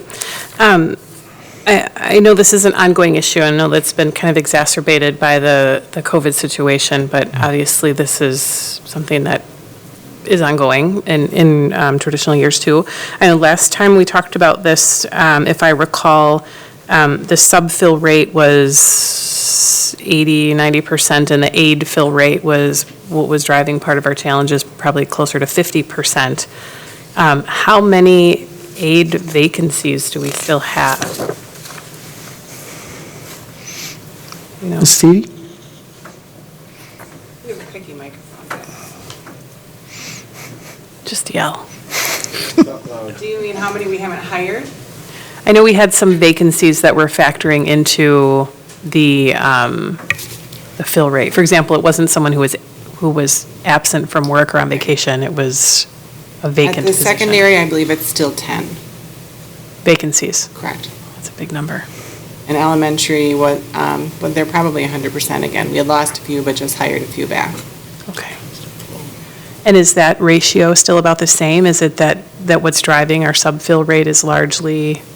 So for the assistants, just for this week, for example, number of subs needed ranged from 15 to 20 on any given day. Filled ranged from 7 to 13. So we're having 8 unfilled assistant positions. And then teachers, just to use this week as an example, we've ranged anywhere from 48 subs needed to 55, and we've filled from 31 to 34. We've been in about the 30s for number of substitutes working, so that 49 was a high so far for the year.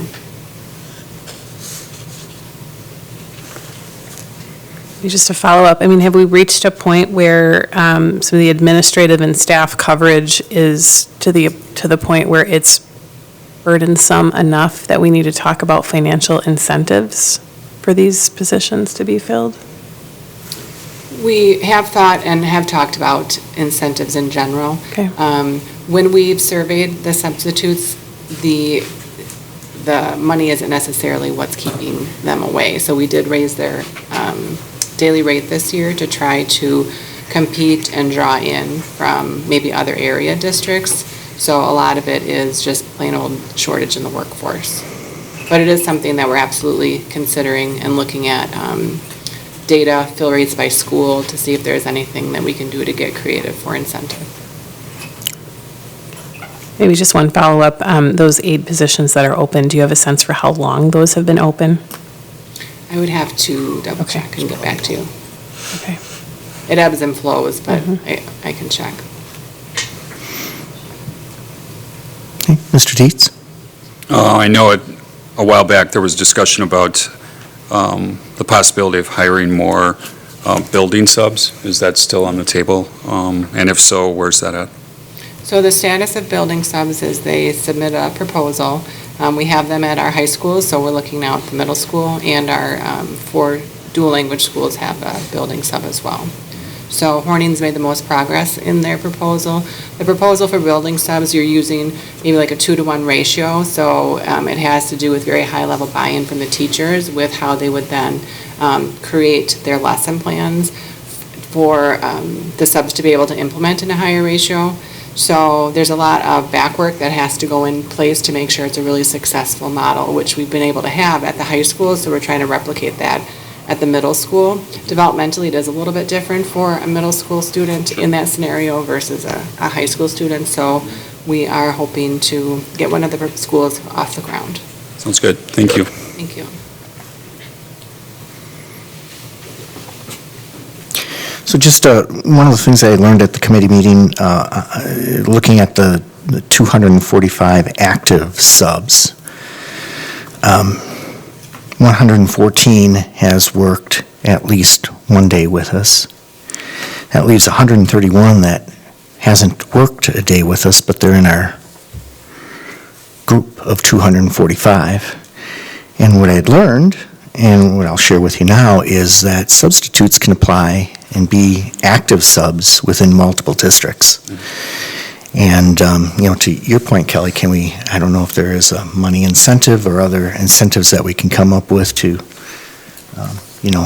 have them choose us over some of the other districts, but probably has something to do with their personal schedules too, that maybe that's why they choose to be substitute teachers. I don't know. I don't know all of the reasoning behind that, but if we could somehow find out, why those 131, although they're signed up with us, are choosing other places, that would be some valuable information. Mr. Dietz? What's the incentive for teachers not to use a sick day? Like if there are doctor appointments or, do they carry those sick days over year to year? Do they accumulate to a certain number? Once they reach a certain number, do they just give them back to the district? How does all that work?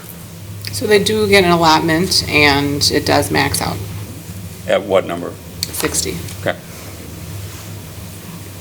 What was that answer? 60. 60.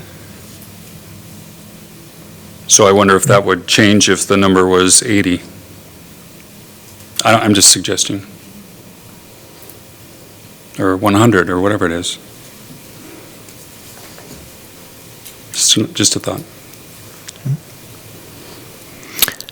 Other questions or comments? Okay, Ms. Roddy? Thank you, Mr. President. That concludes my report. Our next meeting, I always forget that. Our next meeting is December 8th, prior to the full board meeting. We'll meet across the hall. Thank you. Okay, thank you. Moving on to our policy committee, given by Mr. Baumgart. Okay. Policy Committee, if you look on the agenda, it said action items none. That's because we had 9 of them and they were passed in the consent agenda. So then that moves to the discussion items, where you'll see 8 of them listed. It's really a lot easier than that. We have 4 on top. The top 4 were at our previous committee meeting, and we are postponed those for want of finding out some more information that we needed to have. So those will be discussed at the meeting next Tuesday. That's 0100, 0144.3, 2430, and 9270. Then there are policies 2700, 0174.2, 0144.5, and 0144.2. What we have here is a situation where 2 policies are going to be combined. 2 policies will be combined into one. And that's happening twice, if that makes any sense to you. You got that? Okay.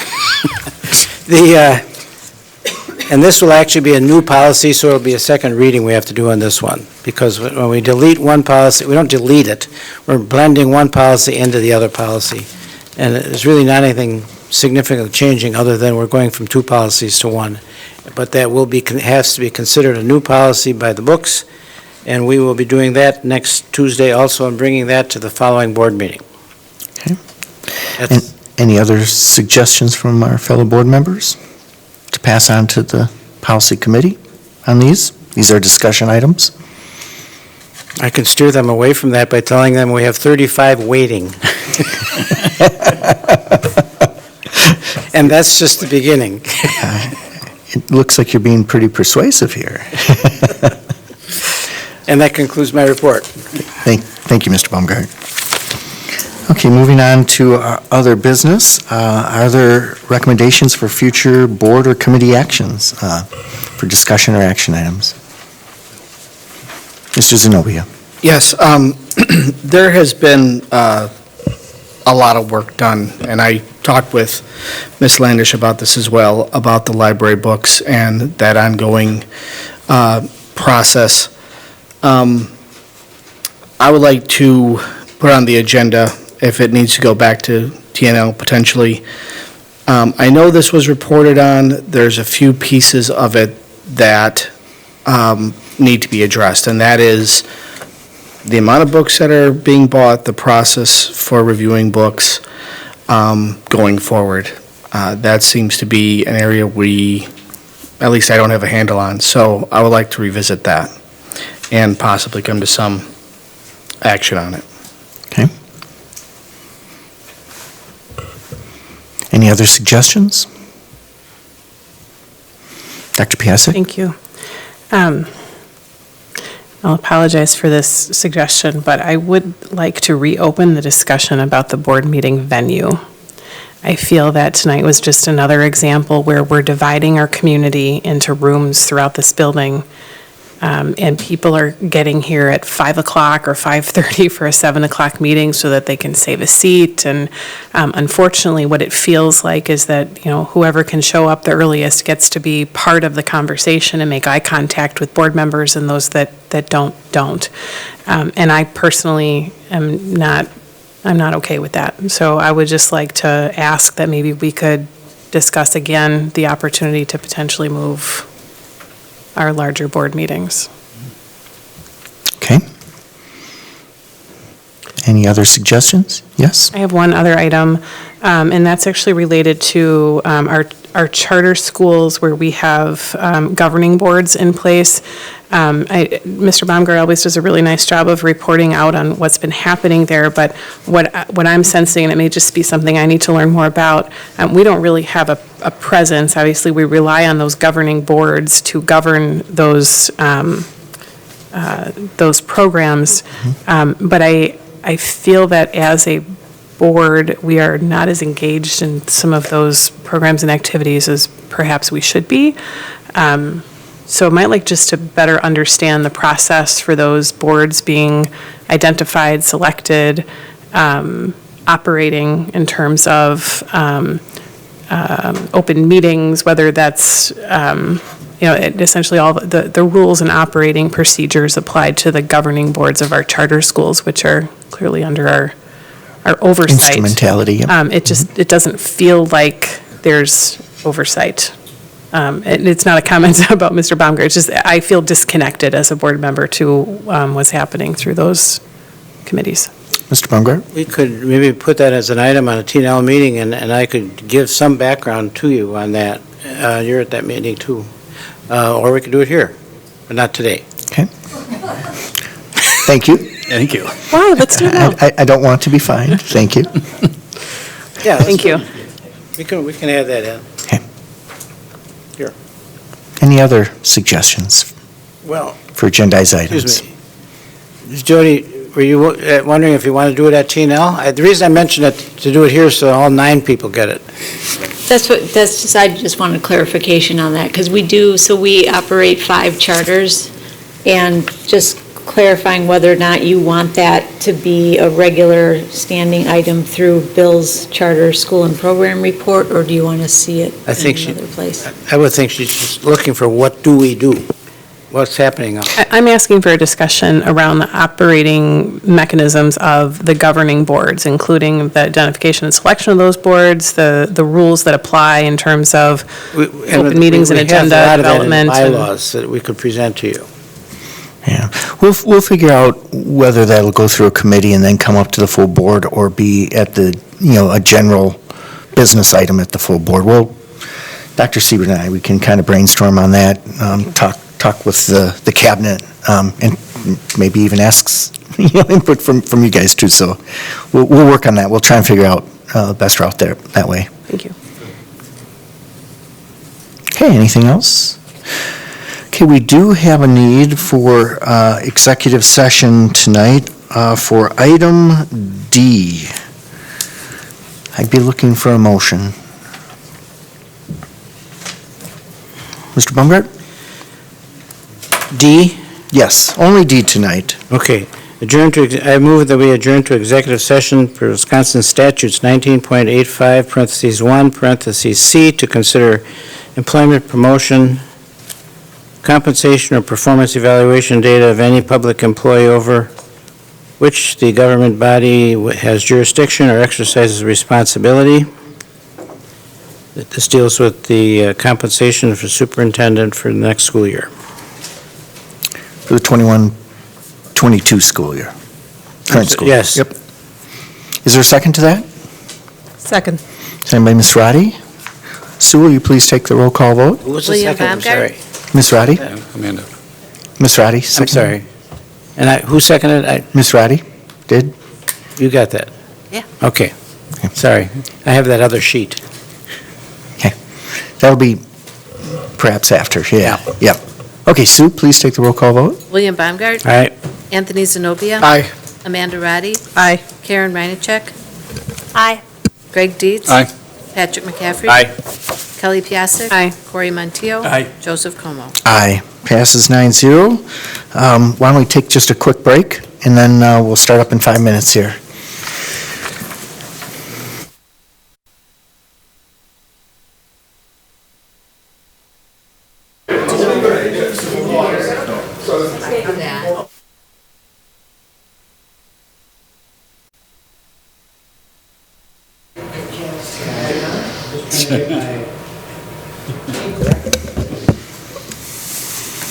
I don't. All right, are we ready in the back? Are we on the air? I believe we are. Okay, we're back into open session, and we do have one order of business to consider tonight, and that is the compensation for our superintendent for the 2021-2022 school year. Do I have a motion to consider? I will move to increase the superintendent's salary for the school year 2021-22 by a factor of 2.08%. Okay, is there a second to that? Second. Second by Ms. Roddy? Second by Ms. Roddy? Any discussion?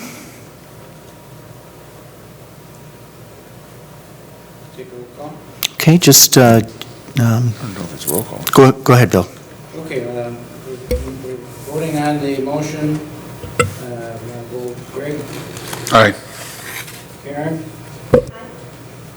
Corey, Aye. Patrick, Aye. Kelly, Aye. Bill, aye. Anthony, Aye. Amanda, Aye. Joseph. Aye, passes 9-0, Bill. So the 2.08% is reflective of what we have given to other groups. So I'd like to thank everybody for being here for such a long evening. We had a lot of business to take care of, and we are adjourned now. Thank you.